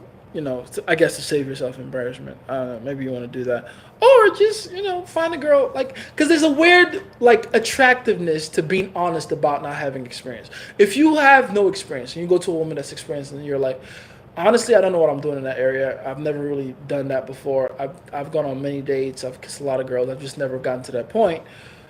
They're gonna want to fuck you just because of the authenticity you show, and then they're gonna have the correct expectations when they get naked with you. You see what I'm saying? So just something to keep in mind. He was standing in front of the store of the shop. She asked me to stay in there because if he saw me, she would be in big trouble. Ooh, he's racist. Ooh, and then she left. No smash or nada. Story end. Yeah, that sounds about right. That sounds about right. Did you talk to her after that, or what happened? And how did she get there? So many missing parts of this story, and why the dad showing up is wild because how far away did you take her? Did you drive her there, or what happened? Did you tell her to go there? What happened? How should I structure the phone call where in the end I set up the date, sorry.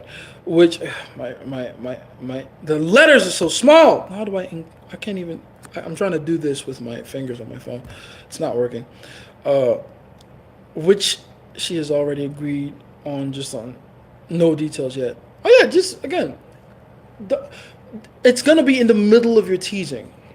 Like, oh, by the way, before I get off, because I gotta go soon. But before I get off, when did you say you were free again? And then go into setting up the date. It'll literally sound like a negotiation. Oh, you're free this day? Oh, I'm not free that day. When are you free? Okay, I'm free this day. Okay, that works. What time are you free? I'm free after this time. Okay, cool. Let's meet over in this spot, this corner at this place. We might go to a different spot after that, but this is where I want to meet you at because I don't know if you're a stalker yet. I want to make sure you're not a serial killer.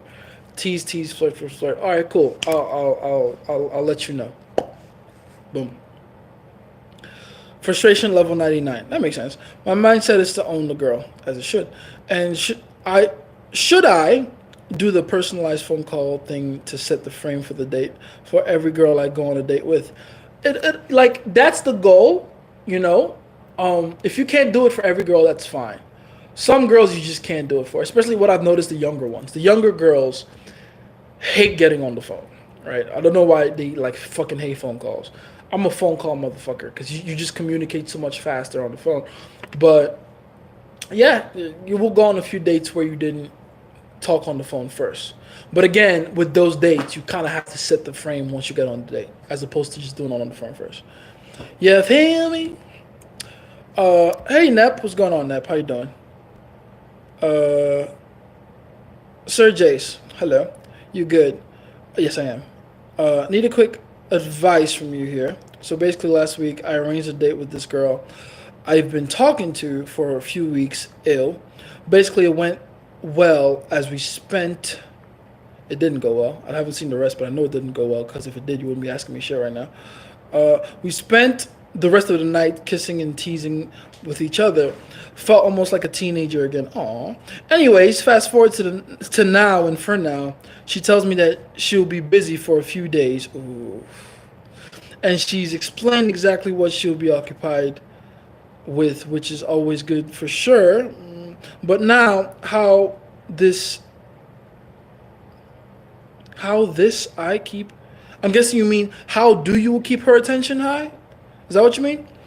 And make sure I'll see her again pretty soon. For now, I kind of want to go on a freeze mode as I feel that I'm texting her and engaging her more than the opposite. I would assume you are. That makes sense. Remember when I said the date didn't go well? I wasn't playing about that. I saw that from a mile away that this girl doesn't like you. But I'll read the rest of it and I'll explain. Don't worry. So I feel like I'm backing up away a bit for her to start missing my presence and my message. Is it the correct move here? Can you give your approbation to this? Cheers, bonsoir to Jace. Bon après-midi, I guess, at this point.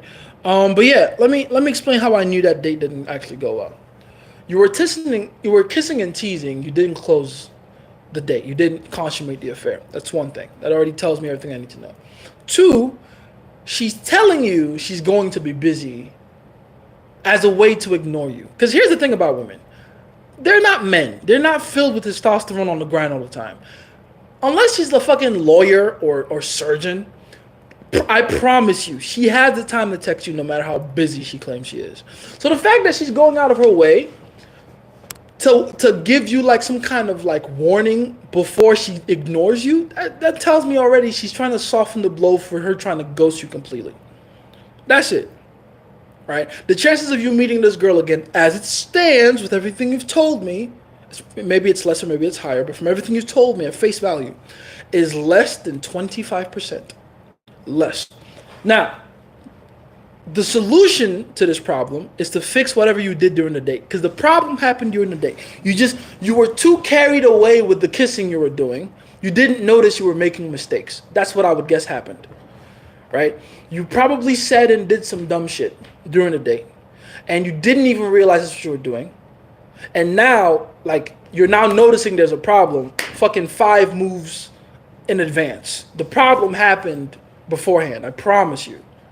Right? So you're probably gonna have to give me more detail on how like the date actually went, what was said, what was done, blah blah. But as it's looking right now, yeah, this girl is just gearing up to ghost you, man. I would say, regardless though, definitely give her the space. If you give her space and she never comes back, that'll tell you everything you need to know. Ooh, my phone is at fucking 20%. Where's my charger? Give me a second, guys. I'll be right back. My phone is like about to die. Oh, I gotta unplug it from here. That's annoying.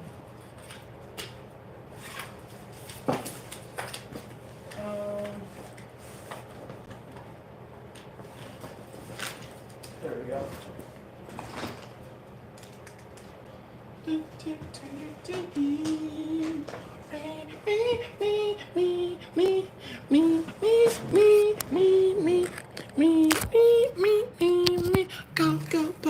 Oh, there we go. I might have to hold you guys like this, but you know. Where was I? Oh yeah, you did something wrong during the day. Like no doubt about it. You did something wrong during the day.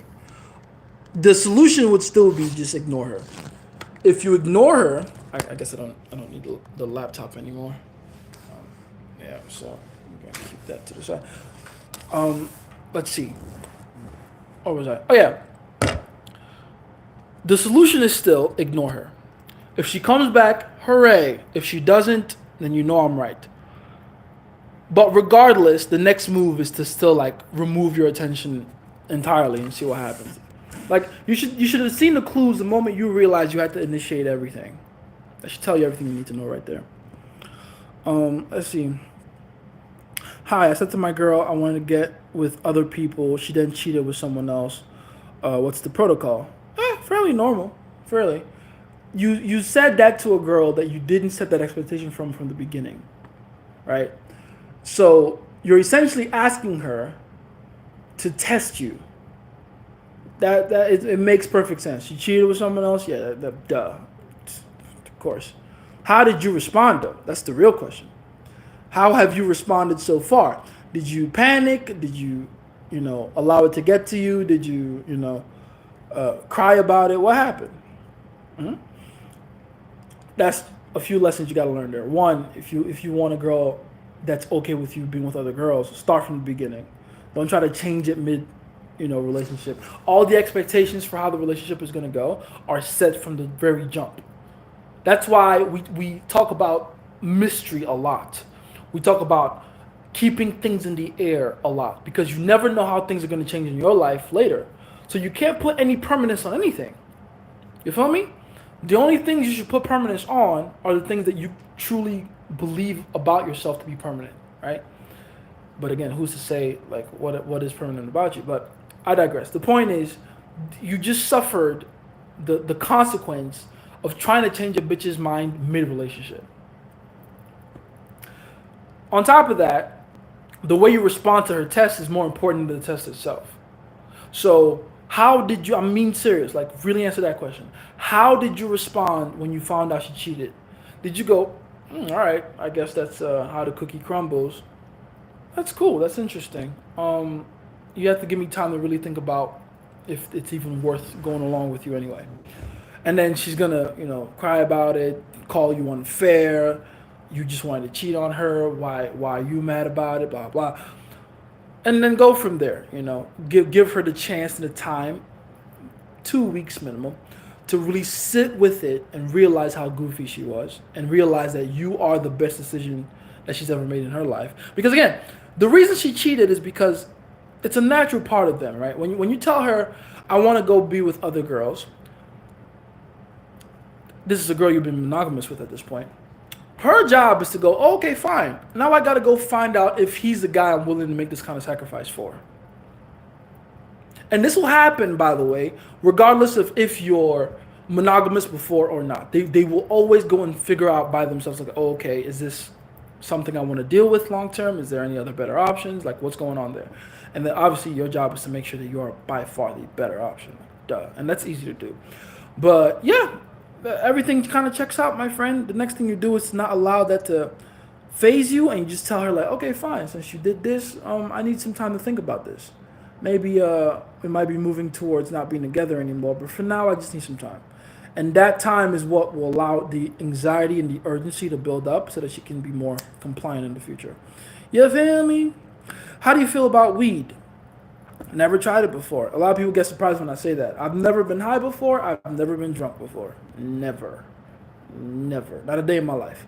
So how do I feel about it? I've seen people claim it's something they use for like productivity somehow. I've seen other people claim it's great for them for whatever reason. I've seen people use it medically. I don't know. I guess if it works for you, cool. But if it doesn't work for you, cut it out. Fair enough. I know a cliche, broad thing to say, but that's the correct thing to say from my point of view anyway. And also, how do I get the bitch and me completely, Watching your TikToks on Drake saying he didn't shoot direct, I kind of get it, but from 1 to 10, me is a 7. I have no idea what you're saying, man. I know I don't read good sometimes because the letters are too small, but that can't be English. There's no way that's English. Do you know the Sex Life star, the woman and the bad guy did that in real life? They're still together. Oh yeah, I do know how to read that, thank God. And you're right. The stars of Sex Life, the woman that cheats on her husband with the other guy, with her ex-boyfriend, end up dating each other in real life, and they're still together. So a lot of that ain't acting. Haha. Keep that in mind. I'm going to BJJ. Hope this live lasts till 9 p.m. Maybe. It's almost 8 at this point. Maybe. The girl I started dating always says things like, you don't think I'm smart. You should have said you like my nails. How do you react to that? I try not to give her the validation she wants, but at some point you should reward her a bit, right? Or make her work even harder for it to the point she's almost giving up. You're complicating things there, my friend. I don't think you're supposed. The only time you should reward a girl is for giving you compliance, not for dragging validation out of you. So no. If anything, that's just an opportunity to tease her back. That's it. Oh, you should have said something about my nails. I don't give a fuck about your nails. Go away. Push off, bucko. Oh, that's my thing. That's how I talk. Separation. Move. You didn't notice my nails. I don't notice that shit. I barely notice my nails. Look at my shit. I bite them. Like, I don't care. That's how you should do it. Just tease and be playful and flirt.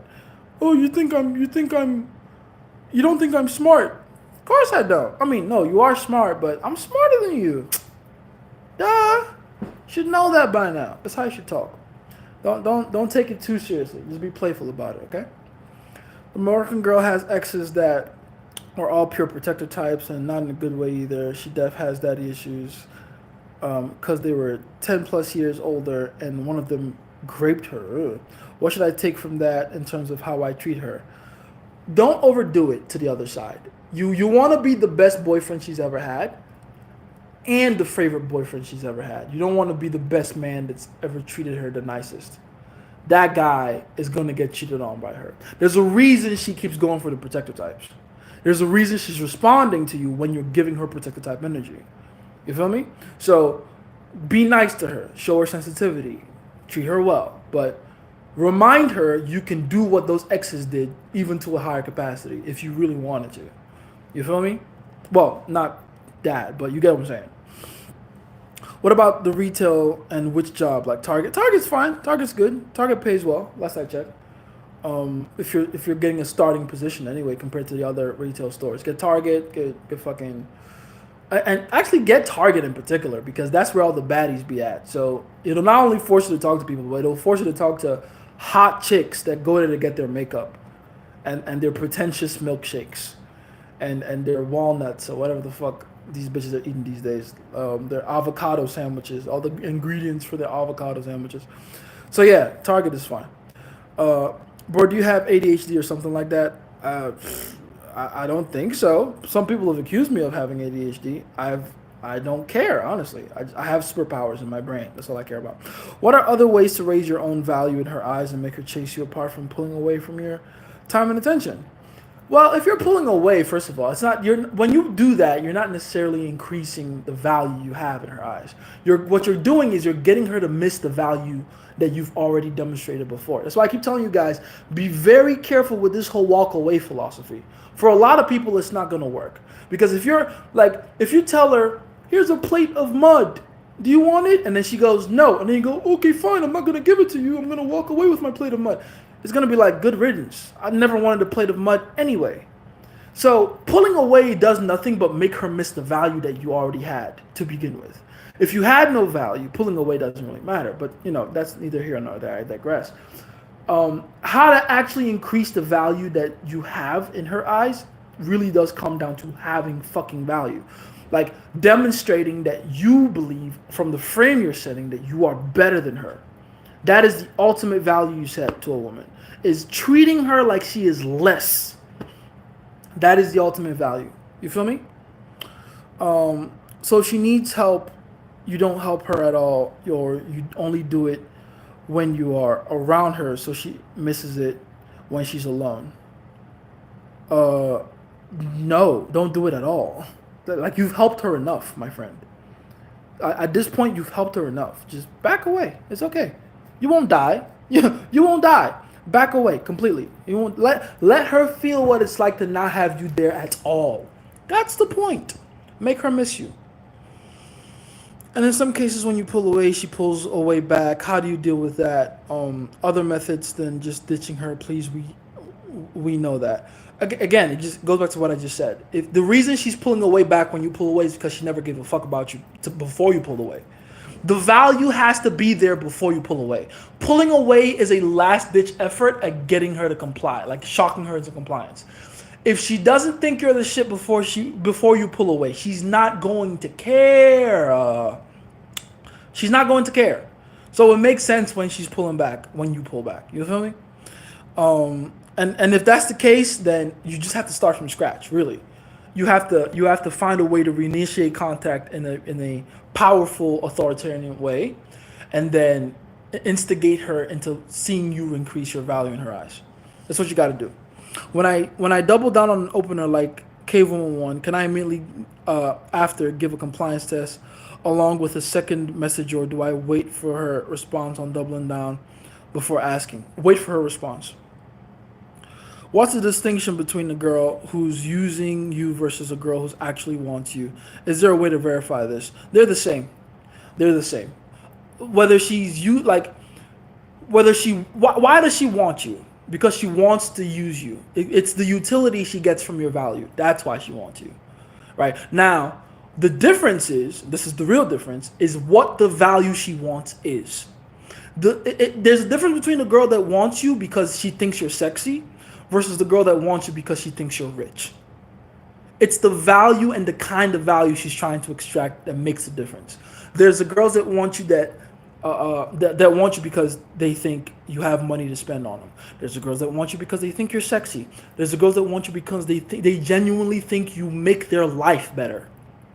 Right? There's the girls that want you because they want a god to worship. because they feel lost without having a deity in their life and they see you as that deity. There's levels to this shit. So it's really the level you're looking for. And you'll figure out the level by figuring out what value you hold. The way you figure out what value you hold in her mind is you take away all the values and see which one she complains about the most. Right? Or if it's the lowest levels, see if she stops fucking with you in general. If you stop paying for shit and you never see her again, that's a really good sign. You see what I'm saying? Like there's no girl I have in my life right now. If I just stopped for whatever reason, stopped fucking them, that wouldn't fucking complain. Like, hey, why aren't we fucking? Like, is something wrong? Did I do something? Am I not doing this right? Like, am I not doing like, bruh? Do you know how often that happens to me in my life? Them thinking, oh, I'm not sucking your dick well enough. You don't like when I do this. Maybe I should try this instead. That's whenever I choose to just retract that value. And from time to time I'll do it. Maybe I'm going through a bit of a fast. I don't have sex when I'm doing my fasting, obviously. Maybe I'm just not in the mood. Like, again, I get so much pussy that like there's no need to rush for it anymore, right? And then eventually, because of that kind of like just calmness around the topic of sex, they're like, oh, is there something wrong with me? They get super insecure. That's normal. You feel what I'm saying? So yeah, that's how you got to think about it. It's like, what's the value that they like the most about you, and the level of value is what will determine, if you're getting used for the right reason or the wrong one.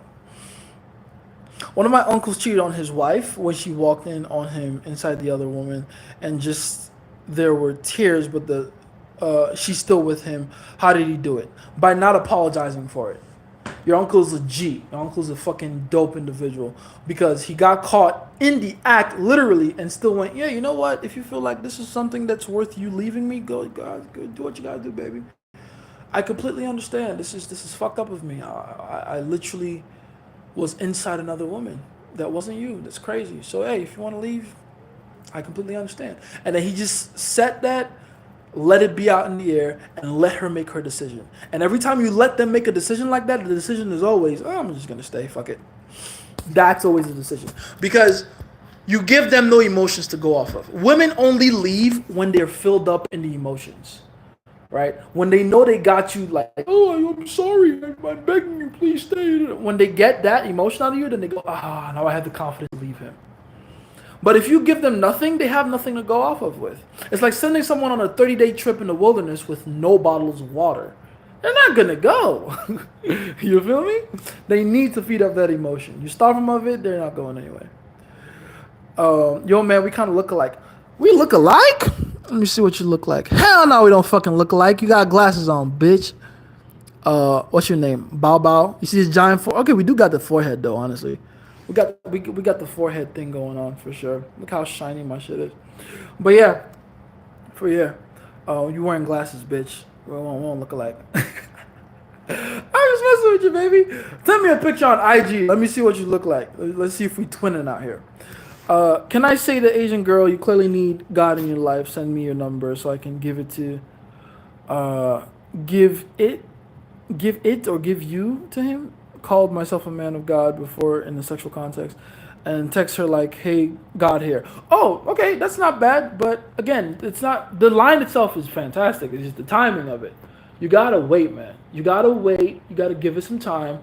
You gotta build up more social capital, and then you can fire that and be like, you know what? Text me, or give me your number. Whatever one you did before, do the opposite one. Let's see. We are long lost twins. Or are we now? Okay. Is it ter? What is ter?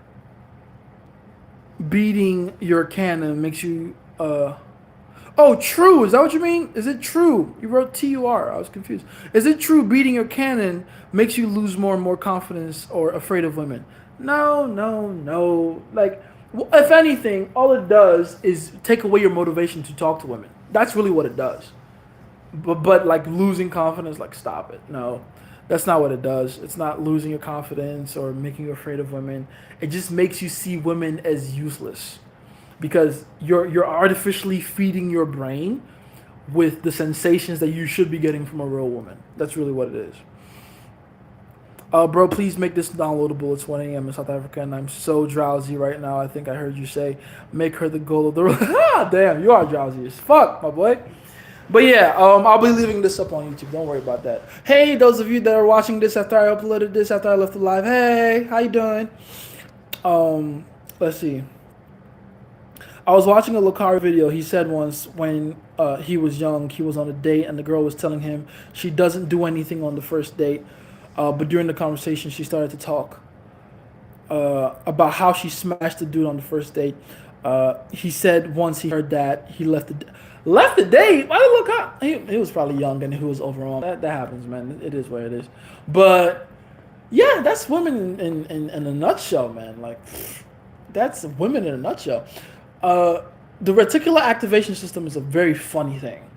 Once you get a woman to stop seeing you as someone that she can have a long-term relationship with and start seeing you as someone she can fuck right now, oh, she gets really honest. Women get, like, the side dude gets the real woman. I always say that. The side dude gets the real woman. That's why a lot of my game is geared towards getting girls in a way that you're the side dude with the main dude position. That's essentially what I am to my girls. I am the side dude that they just talk freely with. But I have main dude status. Does that make sense? It's a beautiful, like, duality in life there. But yeah, once she starts seeing you as the guy she can be like that honest with, you start hearing some fucked up shit, man. You start hearing some real crazy shit. Because people keep forgetting women have a much easier access to sex than men do. So yeah, especially the beautiful ones. Oh, holy shit. Shit gets crazy, man. Bro, do you think you can deal with IG influencers who only date for footballers? There's no such thing as an IG influencer that only dates footballers. Only the ones that prefer footballers. Like, it's like Kim Kardashian, right? Has she only ever dated rappers? No. Has she only ever dated football players or basketball players? No. It's just they want dope dudes. It's just maybe for whatever reason in their past, the dopest dude they know happens to be a football player. That's it. Every woman's preference that they have is really just a reflection of their past. Oh, I only date white dudes. Cool. I know you dated a white dude once. Awesome. Oh, I only date black dudes with dreads. Cool. You had a nigga with dreads at one point. Awesome. Right? One demonstrated power to you in a way you've never experienced before. Like, I'm the reason now a lot of women can only date Nigerian men. You see what I'm saying? Because they dated me and it's like, oh, I'm a Nigerian man from now on. Are they ever gonna find another me, even though they find another Nigerian guy? Absolutely not. I'm one of one. But that's what a preference essentially is. It's like a little prayer we have in our heads to God, where we're asking God, please, can you help me replicate this success again? That's what a preference essentially is. It's a way of trying to get to a particular feeling again by trying to replicate all the outside factors that led to that feeling before, right? Your favorite food isn't your favorite food because it really is your favorite food. It's your favorite food because you had this one time where you ate it and it was fucking fantastic and it was amazing and you've been chasing that high ever since. That's why it's your favorite food. And then you just extrapolate that into every other thing in your life, like the fucking movies and TV shows and anime you like to watch, the kind of shoes or clothes you like to wear, the kind of hairstyle. The hairstyle you have isn't your favorite hairstyle or even the one that fits your head shape the best. It's the one where that one chick that one time that you found very attractive smiled at you in when you were rocking it. That's how it became your favorite haircut. Let's be honest. Right? So a lot of preferences influenced by past experience for sure. Keep that in mind. As far as influencers go, that's really what it comes down to. The store is very easily reachable no matter where you are in the town, so that wasn't a problem for him. She texted me a little later that she had almost a heart attack when her father appeared. Plus, she sent me a meme. I answered her like 30 hours later because I had a BJJ competition, and now she's trying to let me wait too. Not gonna lie, I feel like it's over. Damn, I even feel bad for you. For real, I do too. But yeah, I don't think it's over, man. You're overthinking everything. The real obstacle you have is the logistics. Once you solve for that, you're fine. You're fine. This girl likes you. This girl wants you. She she's don't forget, she's embarrassed. Oh, by the way, let me even give you this little tidbit. She's embarrassed her father showed up out of nowhere. Use that to your advantage. You feel me? Be like, honestly, I liked you a lot, but now that I realize that you're out here with a dad that's just over your neck all the time, I don't know if this is gonna work out. Make her feel like she made a social error for having her dad show up out of nowhere. You feel me? Keep that in mind. Uh, it's okay though. More Russian bad bitch fish for me. In the sea, fair enough. In terms of the phone call, I thought you should always follow the structure you mentioned in the interview. T storytelling, DHV spikes, question set update. That formula is the backbone of it. That formula is like, if you, that's why I made the interview like the way I did. It's for like the beginner, for someone that's just starting out, absolutely. But Ryu, you're fine. You don't have to do all that. You're more advanced than that, so you can just skip a few of those steps. You're fine. That's for you, Ryu, not for anyone else. Just for you. I can attest to you though. You can just tease into the date. Yes, you can. Really never done phone calls before. Bruh, it's just like in person. It's just you don't have your facial expressions and body language to back you up, so you have to use a lot of your voice tonality to do the work for you. You skipped questions, bro. I didn't skip it. I told you I couldn't read what you said because that was not English what you wrote. Write it again. Lorenzo. Write it again. Lorenzo Rossi. Except for one I did, which went well, but then the girl canceled the date last minute because she said she wasn't in the right headspace for it and not looking the date, which she said before. I don't think it's me. I think it's more that there wasn't any value I could offer her in terms of a pain point she was dealing with at the season of her life. She was very focused on school. Fair enough. Fair enough. Could easily text her in 3 months or so and set up another day. You could do that. Are you a protector because you're a sage, or are you a sage because you're a protector? I Those two things aren't really like that much correlated, right? You can't get to sage status without going through protector, right? I would say and again, this is not me bragging. This is me like going off the evidence I have in my life. I would call myself a protector with the willingness to provide. Now, I happen to be a sage because of how nuanced I am in my understanding of the game. That's what a sage really is. Does that make sense? It's like what makes you a sage is your understanding of the game. Having game doesn't make you a sage. You can be a guy with game and not be a sage. Sage is like, okay, now you've entered a different realm of your game. It's like the difference between Aang and Aang in the Avatar state. Does that make sense? Let's see. How do you stay mysterious and prevent becoming familiar while still giving her comfort? Uh, in terms of like the initial stages and stuff, retelling thing I was telling you about, like the effect, the reason you want to use stories, and this is why stories are important, is they give you an opportunity to show the more human side of you, right? You build comfort by making her see you as a human being. Anything you do and see that makes her feel like, okay, I can understand this man's experience a little better, that makes you grounded to her. That makes you a little bit more attainable to her, right? Now, speaking about one aspect of your life doesn't necessarily mean you can now speak about all the other aspects in massive detail. You still have to remain mysterious by focusing in on the topic of that story and not allowing it to spill over to other aspects, right? In fact, even within the story, I have this thing where I train people where I say, listen, even within your story, go off on a tangent, right? Hint, hint, wink, wink. Go off on a tangent and then be like, oh, no, actually, I can't even speak about that right now. We'll talk about that later. And then go back to the story. That'll tell her that there's part of your story you're hiding from her, which essentially creates curiosity, creates mystery, right? So you're giving her like, oh, he's a human type of experience, but you're still making her curious, like, what was that thing he was gonna digress into but didn't? You feel me? That's how you do it. Do you have any dark game for a sensei, and when is the dark game series coming? Patience, my friend. Patience. Damn it. What do you do when a girl starts dating? When a girl you start dating, my bad, I missed the you. When a girl you start dating has guy friends. Ooh. I wouldn't worry about the guy friends though. That's not important.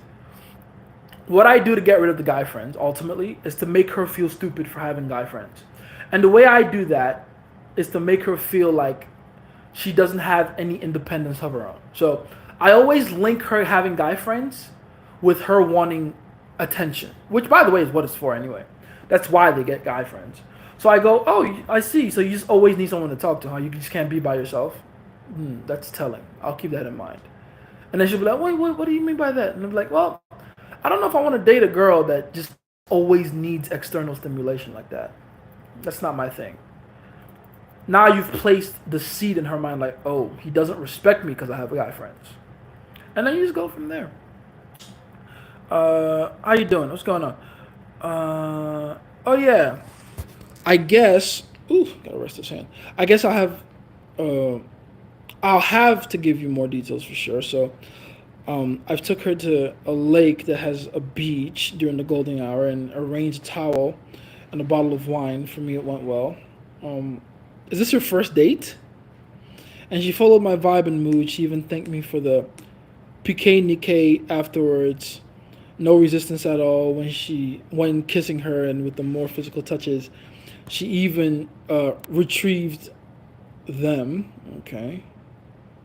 Didn't conclude it more because of logistics, really. Also, she works and lives in my town, but goes back home during the weekends. And this week, she'll go there for the majority of the week. Also, she always replies as fast as before to my text, and I've continued flirting with her. I feel she's receptive, so yeah. Anyways, I'll freeze out for a bit. I'll give. It will give me some confirmations, but I think my chances are more than 25% here. Okay, fair enough. As always, thank you for your advice. Bon après-midi to you then. Cheers. Cheers. All right, let me know. I am curious to see how that goes down. Let me know. Bro almost took a nap without seeing your live. Philip. Oh, Philip. How do I know if I'm a protector or provider? As a man, POV, and also from dating POV. I face all my confrontation, never run from them, make it known that I'm ready for war. But sometimes I also notice that I overthink a move. How often, when you say sometimes, how often? Because sometimes can mean anything. It can mean 20% of the time. It can mean 40% of the time. So what do you mean by sometimes? How often are you overthinking your own moves? What's going on, Asami? Welcome back. I gotta go off here soon though, guys. Like a few more minutes. I'll get as many questions as I can, and then I gotta bounce. Late for exam. Is it real desire if a girl wants you only after she saw you with other girls too, but then act cold with you? So never apologize for charting. Okay, that's a different question. So it's very normal for a girl to start wanting you when she realizes that other girls want you. But don't confuse that for desire. That's just curiosity, right?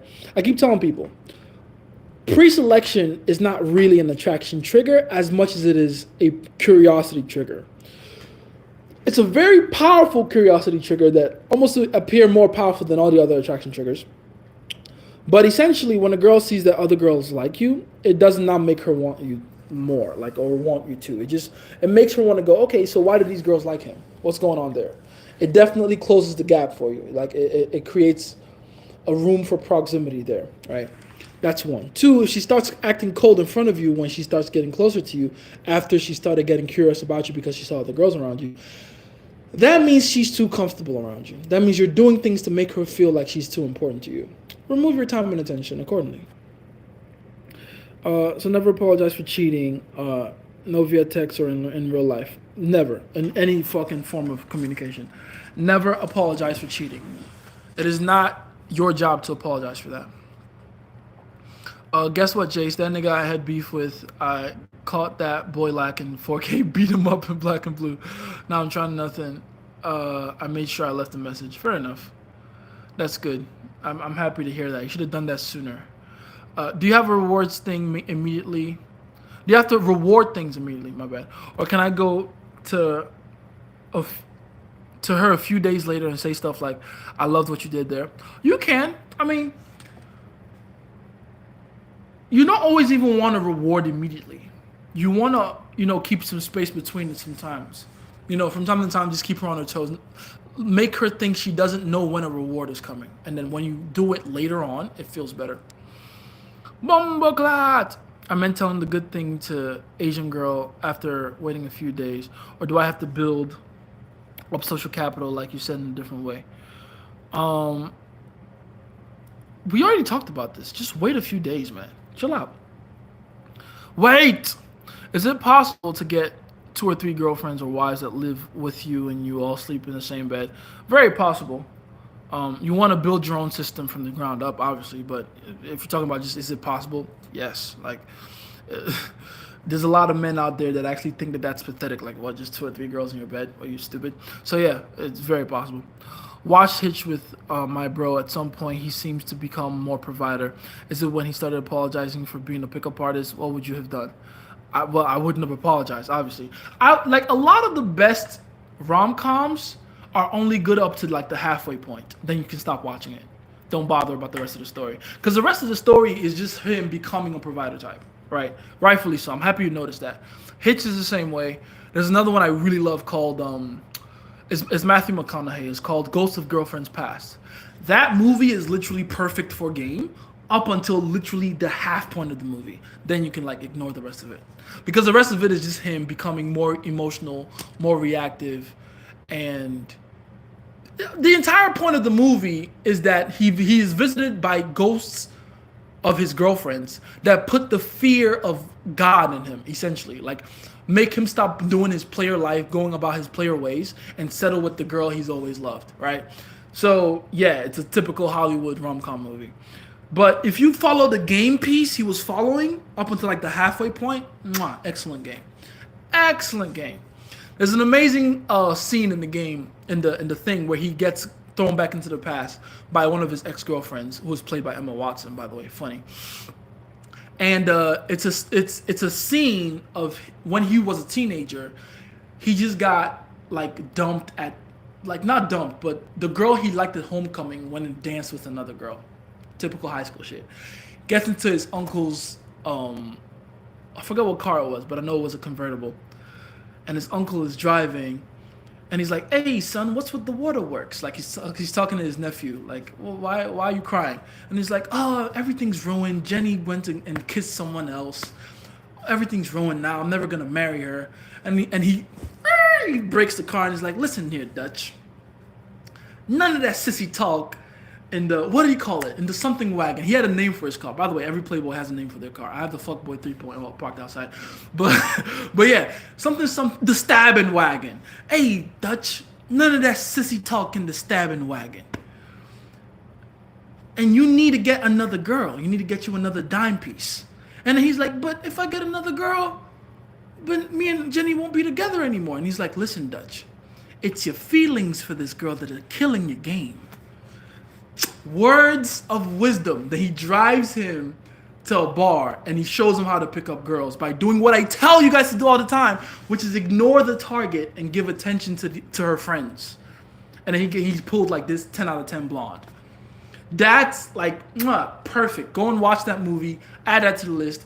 Ghost of Girlfriends Past, starred by Matthew McConaughey, Emma Watson, and no, not Emma Watson. Sorry, Emma Stone. And what's the name of that one bitch that Ben Affleck was married to, that he left for J-Lo? That bitch. I can't remember her name. But yeah, shout out to that movie. Can you name any cons or gold diggers that richer men experience with women? And can those problems be solved with elite level game like yours? Oh, absolutely. Okay, so the idea, the entire thing with gold diggers and all that, like, it's your fault she's a gold digger. Does that make sense? The kind of girl that only specifically goes for certain men for their money is very rare. Most women get turned into gold diggers by the men that they run into. So if a girl is a gold digger with you, it's because you've allowed that. You have presented yourself as a guy that'll feed that addiction, that side of her. So you got to start changing the value you demonstrate from money to something a little more appealing for you, like sex appeal, like actual, inherent value, like raw desire, Does that make sense? But it will usually start with sex appeal, though. The main reason women start focusing on your money and not anything else is usually because you don't have any sex appeal. That's really the difference between a woman treating a guy like a wallet and treating him like a sex god. Does that make sense? Also, the highs and lows in focus are quick as fuck, literally in the moment. How could I replace them in real life? Because it seems like they kill the interaction after the lows. Do I try to revive the convo after the low? You can create a hype in the low by increasing the emotion, by teasing, by flirting, by push pulling. That's what all those things are for. That's what all those tools are for. They're there to help you put fire into the conversation itself. What's a way to know if a girl is using you and that you're getting her? I already answered this question, didn't I? That you're getting her at her higher price than others, because obviously you can't just ask. Some people say that you should get to the point as quickly as possible, but what if she's really an inexperienced girl? So here's the thing, and this is a trap mentally that a lot of men fall into. You shouldn't be the man that she makes work the hardest, but I wouldn't worry too much about being the man that she's using at all. Like, you just gotta take whatever situation you have with the girl and make the best of it. Don't like really pretend like the other men in her past don't exist. They do. They're there. They exist. But you have to approach it like you're extracting your own value, the value that matters to you the most, and the most of it.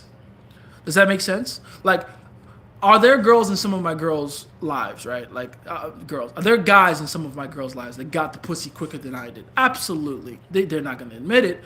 Well, some of them did. But I'm not mad at that.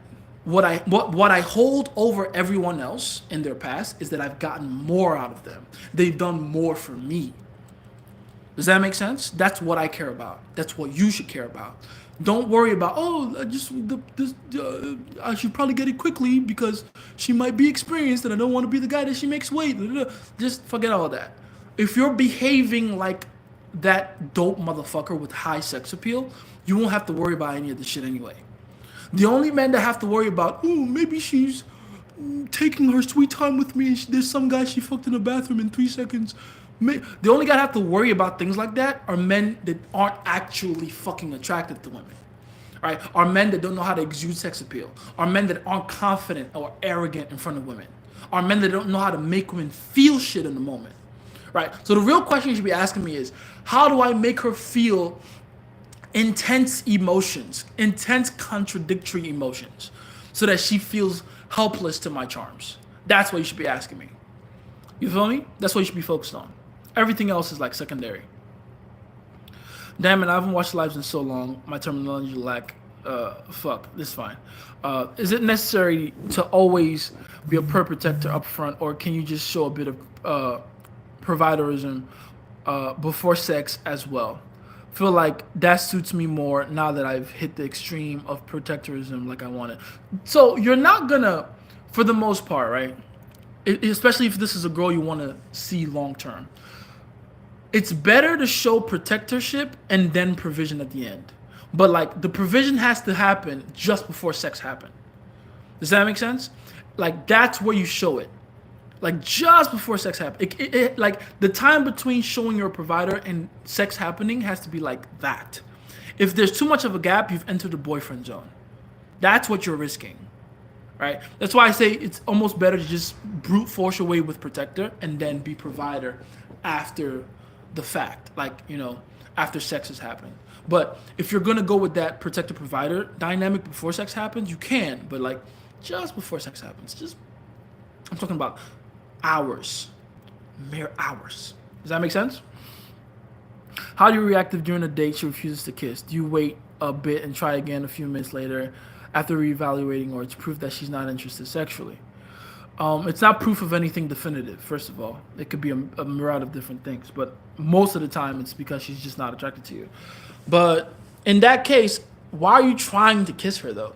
I always tell you guys, especially for those, if you don't have my personal dating system, please get it. It's called the Interview Lite. This is where I talk about stuff like this. You shouldn't be like reaching for the kiss. You should be telling her to kiss you. That's how it should happen. Like, if you do everything correctly, you tell her to kiss you. And then if she wants to say, oh, I'm not too comfortable with it right now, then you can go, okay, and then reevaluate and try again later. But it shouldn't be like, you know, uh, let me try here. Oh, no, she doesn't. No. Do everything you do with some kind of power and authority in your voice. Very important. Ask her to kiss you. Tell her, like, hey, come here. Sit her down. Put your lips out. Literally, give her clear instructions. That's how it should go. It sounds crazy, I know, but if you go and get the interview light, you'll get the proper context for it. You'll understand. Let's see. Crazy Cave Beats Nietzsche once said, Crazy Cave Beats Nietzsche, resistance that is the distinction of the slave, let your distinction be obedience, let your commanding itself be obeying. And I asked, what do you think of it means? I have no fucking idea. Can you write that again, but in like English I can understand? Resistance that is the distinction of the slave, let your, I'm guessing you're missing a few commas because it's just like one giant run-on sentence and it's confusing me. How to steal a girl that a strong relationship with her boy that has a strong, okay, so I'm not tripping, you guys just suck at writing in English, right? How to steal a girl that has, each word matters, a strong relationship with her boyfriend versus a weak one. First of all, you can't steal a girl that has a strong relationship with her boyfriend. That's impossible. The whole reason you can get girls that have boyfriends is because they are unfulfilled in their relationship. If they're fulfilled in their relationship, it is impossible to get that girl. You're wasting your time. So yeah, that's pretty much it. I've just recently become arrogant and understand that attraction usually is when they look at us as better. In my head, it's initially I'm better than her, but later on, I slowly put her on equal footing with me. Why is that happening? Because you're a bitch. I can't even hide it. I wish I could be, oh, it's happening to me. No, you're like, you still don't believe it. If you really believed you're better than this girl, why the fuck would you slip into I'm equal to her now? It would never happen. You're pretending. I don't ask you guys to go out there and pretend. I tell you to believe you're better than her. You have to. If you go out there and pretend, she will suss you out later. And that's way worse, by the way. Women have, you talk about hell hath no fury. Hell hath no fury like a woman that finds out you're not as strong as you say you are. They're very unforgiving when they realize you've been putting on a mask. You can't be, oh, I'm gonna have beliefs now and then, oh, I guess I'm her equal. No. If you really believed it, if you actually believed it, there would never be a coming down in your self-belief. That's not how self-belief works. Stop being a bitch. Bitch. And I gotta go in on you, Philip, because you're my group chat. You don't get to talk like that. Bitch. Let's see. Thanks for sharing your opinion on my situation, by the way. No problem, man. I notice when that happens, I start making mistakes and wanting to make stuff work out, even when I initially wasn't so stressing about her. I bet.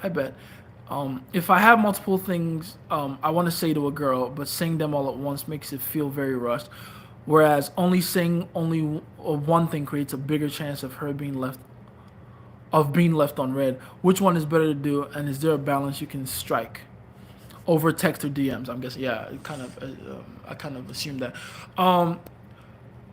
Say the thing that's the most emotionally charged, the one that's gonna get the most emotion out of her, negative or positive. That's what you should say, because that's what'll guarantee a response. You know, only the most important piece of information. And as far as women and talking to women goes, important piece of information is just emotion, whatever carries the highest emotional charge. Talking about the overthinking is like 6 or 7 over 10. Don't know what that means. What scale are we using when you say 6 or 7 over 10? So what are the things that makes you attractive to them and make them desire you more than anything? Start with sex appeal. Sex appeal is like the ground zero of attractiveness. And then on top of that is going to be self-belief. Self-belief is far more concrete than sex appeal because a lot of sex appeal comes from self-belief. But if she sees that you think of yourself as God, she'll believe it. And then she'll begin to treat you like God. So self-belief, probably the most important one. Let's see. I have a couple questions I want to ask that are a bit outside of game. Sure. You said sex is not worth it if there's no risk involved. And you said protection takes that risk away. But I'm very scared of STDs lately because I realize most of these girls are not going to be pure. it hit me like a midlife crisis anyway. My question is, how am I gonna introduce that risk without fucking myself over? Um, how do I answer this without being reckless? How do I? Okay, let me give you a plan. Just to not be reckless. Let me give you a solid plan that you can follow. Fuck them with a condom, and then only after you're sure you know who they are and you're aware of who they are and you like them and you want to see them in your life long term, then you can take the condom off. Does that make sense? That's what I would tell you to do, because obviously don't be out here just fucking anything raw. Um, that takes experience to be able to pull off, and yes, that does take experience. You will get to a point where you can just look at a girl and be like, she got some, and walk away, right? But I can't even explain that to regular people, but but yeah, like for now, condom until you like this girl and you're sure of this girl, then you can take it off. Then you can begin to become like more consequential with the girl in question. Let's see. If men making money focusing on their careers doesn't give them freedom, because the ultimate freedom is game and a woman unlocks that for a man, then what should a man's purpose in life? Then what should be a man's purpose in life? Business, fitness, fighting, spirituality, all of it. Your ultimate purpose in life should be actualization. Ultimate self-actualization. Money is a part of it. Business is a part of it. Spirituality is a part of it. Fitness is a part of it. Women is a part of it. It's all a part of it. It's all a part of it. Like, okay, in fact, let me put it like this. Your ultimate goal in life is self-actualization for the sake of serving others. That's like, really understand it. No matter what passion or goal or ultimate craft you're learning or skill you're learning, every skill you have is always gonna find a way to be for the benefit of other people, because we are a cooperative species as human beings. We need each other. So everything you do, your ultimate purpose in life, whether you realize it or not, is to make other people's lives better. Whether that's more wholesome, more fulfilled, more conducive, more convenient, whatever the case it is. But it's for other people. All right? How can you make other people's life and experiences better if you can't make yourself better first? You're patient zero. You got to work your magic on yourself first. See how that works? So I'm not saying don't like get your money up. Absolutely get your money up. Absolutely get that black belt. Absolutely get those bad bitches. But like, you don't have to sacrifice one for the other. That's where like people go wrong. To become the best in the world at something, you don't have to sacrifice everything else. I really do believe that like that's a flawed thinking. If you think I'm lying, look at Jokic in the NFL, the Joker. He fucking hates basketball. Best fucking basketball player in the world right now. It's possible. It's possible. You can split your time across everything evenly. Maybe not evenly, right? You're going to be imbalanced in some things over others because you're going to pick up some things faster than others. It is what it is. But you can definitely self-actualize in all things. And you should. You should be a balanced man. You should be as balanced as possible. You should. You know? Let's see. What does your or should one daily life look like? Is there a primary objective? The primary objective is getting better every day. At least 1%. Also, Jace, I'm having trouble setting boundaries without coming off too rough and sensitive. I low-key sound provider as fuck. I wanted to be nonchalant while preserving the message.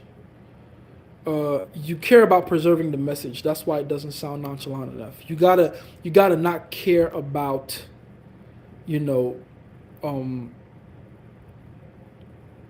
making a point, if that makes sense. When you set a boundary, it should be a statement, a firm statement that you leave and you just leave be. Don't wait for a response from her. Don't wait for her to give you confirmation. Just say it and move on to the next thing. Does that make sense? Ghosts of girlfriends past, yes. Hey, remember the whole ass abusive ex I had, which was similar in behavior and psychology to drunk bitch? Yes. Looking back at it now, I know how to handle her. Is getting back with her an option? You can. Good luck though, because I never even considered it since the breakup. was so bad and she treated me so horribly. But I could completely flip the script on her if I got back in contact with her. Just not sure if it's worth it. You can. I mean, always approach game with like a mindset of a scientist. It's just another experiment you're running. Do what you got to do. How can I get mentored by you? Description. Go to my description in any of my videos, or as they say, the link in my bio. Click on my link tree. You should see an option there that says schedule a call with me. Click on that. Pick a package that's more suitable for you, and then we'll go from there. That is how you get in contact with me, baby. If I gotta wait to have sex to show provider traits, should I then not give Russian girl comfort on the call to balance out the protector traits I had built up until this point? Especially with girls that are long distance, you kind of have to show provider ability too, because the medium requires it. The medium requires it. So you have to show protector and provider before you consummate the affair in person, for sure. Maybe I confuse comfort for being a provider, and as a result, I only give girls tension. I don't know. You might be doing that. You might be doing that. You know, comfort like doesn't necessarily mean provider. Comfort is just the inverse of value. It's just the inverse of unattainability. So don't get it twisted. If you make a girl too comfortable, then surely you're demonstrating provider type abilities. But just because you make a girl feel a little comfortable doesn't automatically make you a provider now.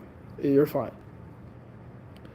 Damn, you should send me a notification. That's crazy, Dimitri. You're late. All right, you can't steal a girl in a strong relationship, but how do get a girl with a boyfriend? The same way you get a girl that doesn't have a boyfriend. That's kind of the point. Like, once she has mentally and psychologically checked out of her relationship, literally just follow the same script as a girl that's single, and you got her. In fact, it's easier because you have someone tangible that you can compete against. When you're getting a single girl, you're competing against the perfect man in her head. When you're going for a girl that has a boyfriend, you just got to beat the boyfriend. That's very easy. Very easy. All right? So, yeah. Bram, the one that talked about provider and protector, you said, let me give you a scale of 7 to 10 is my answer. Please go back. Hell no, I'm not going back. But I told you to give me a scale? Oh, 7 out of 10. I see. With like how often you overthink your moves before you do them. Yeah, you're a provider. You're a provider type. You're not no fucking protector. You're lying. You're lying to yourself. You might be a provider with the willingness to protect here and there. Cool. But you're not a protector type. No, you're not. Yo, Jace, do you have any dark game? Damn, why y'all so... if I give dark game, I can't leave this YouTube up. Like, chill out. No, not today. Let me leave this one up. I've already promised a lot of people I'll leave this one up, so let me leave it up. Literally, my uncle said he has stage 4 cancer, and we're having a heart-to-heart conversation, and he said, as I gain more wealth, remember not to hoarding. Basically, ultimate self-actualization. Fair enough. Your uncle sounds like a wise man. Big fan from France. Oui. Bon après-midi. How you doing? Or bonjour. Or bonsoir. Whatever time it is over there. How you doing? Comment ça va? Très bien, très bien. That reminds me of a video I watched. I think you recommended me to watch that guy. It was about NLP. Oh, Ross Jeffries? Ross Jeffries, yes. The guy said he was gonna have sex with this girl after he hypnotized her, but then last second, just as he was about to do it, he was like, fuck, hell nah, there's something off with this bitch. Fair enough. Russian girl isn't long distance, haha, that's Moroccan girl. And the goal of the call was to give her comfort by being a provider. No, you're overthinking it. It's not like there's not a one-to-one correlation with provider comfort. You can give a woman comfort, and that doesn't make you a provider. If anything, it makes you a protector with the willingness to provide, And yes, it's kind of necessary. You can tease, stay protector, but at some point you do have to show the ability to provide at the back end. Jay's trying to gatekeep the fun with no giving us. If I do that, you're asking me to ruin this live. I can't leave this live up anymore if I do that. Come on, you got to be considerate to everybody else. You feel me? Then how do you become a protector if I'm a provider? You got to start taking massive risk, a lot of massive risk, without thinking about them. That's how you do it. Be disagreeable to the extreme on a daily basis. See, Ryu gets it. It's okay, Jason. We won't tell anyone else the dark secrets. Yes, you will. Okay, maybe you won't, but no. Be patient. Be patient. Besides, you guys should be reminding me in the group to just pour dark game in there because I can. It's a group chat with no one else there. That's why I should be putting all of it. Just remind me to put it in the group. I'll put it in the group. But anyway, I gotta go now. Appreciate you guys. Love you guys so much. I've been here for what, damn near 3 hours. I gotta go. Wait, what time is it? I gotta break my fast. Yeah, I gotta go eat something now. All right. Love you guys. Appreciate you. Please actually use everything you've learned in this live. I would have cheated you of your time and money if you don't actually use the information I give you. All right, especially for those of you that pay for my stuff. Very, very important. Okay. Use the information. Allow yourself to see firsthand how amazing and how powerful this shit is, okay? Link in the bio for my free course called Self-Belief. Go register for that. It's completely free. If you want to get in contact with me, schedule a call with me. Link in the bio as well. If you want my personal dating system, like how I get girls into my life from scratch, like girls you meet, to how to consummate the affair, to how to incorporate them into your life completely, I have a course called The Interview. It's in its light version right now. It's called The Interview Light. Go into the link in my bio, find my personal dating system, click on that, and get it. And get it as quickly as possible. I have increased the price recently to reflect the upgrades. And there are even more upgrades coming, so do that before I increase the price again. For those of you that are already in the course, you already know, no price increases for you when the upgrades show up. So do with that information what you must. I love you guys. I appreciate you guys. I'll talk to you later. And again, do with all this information what you must.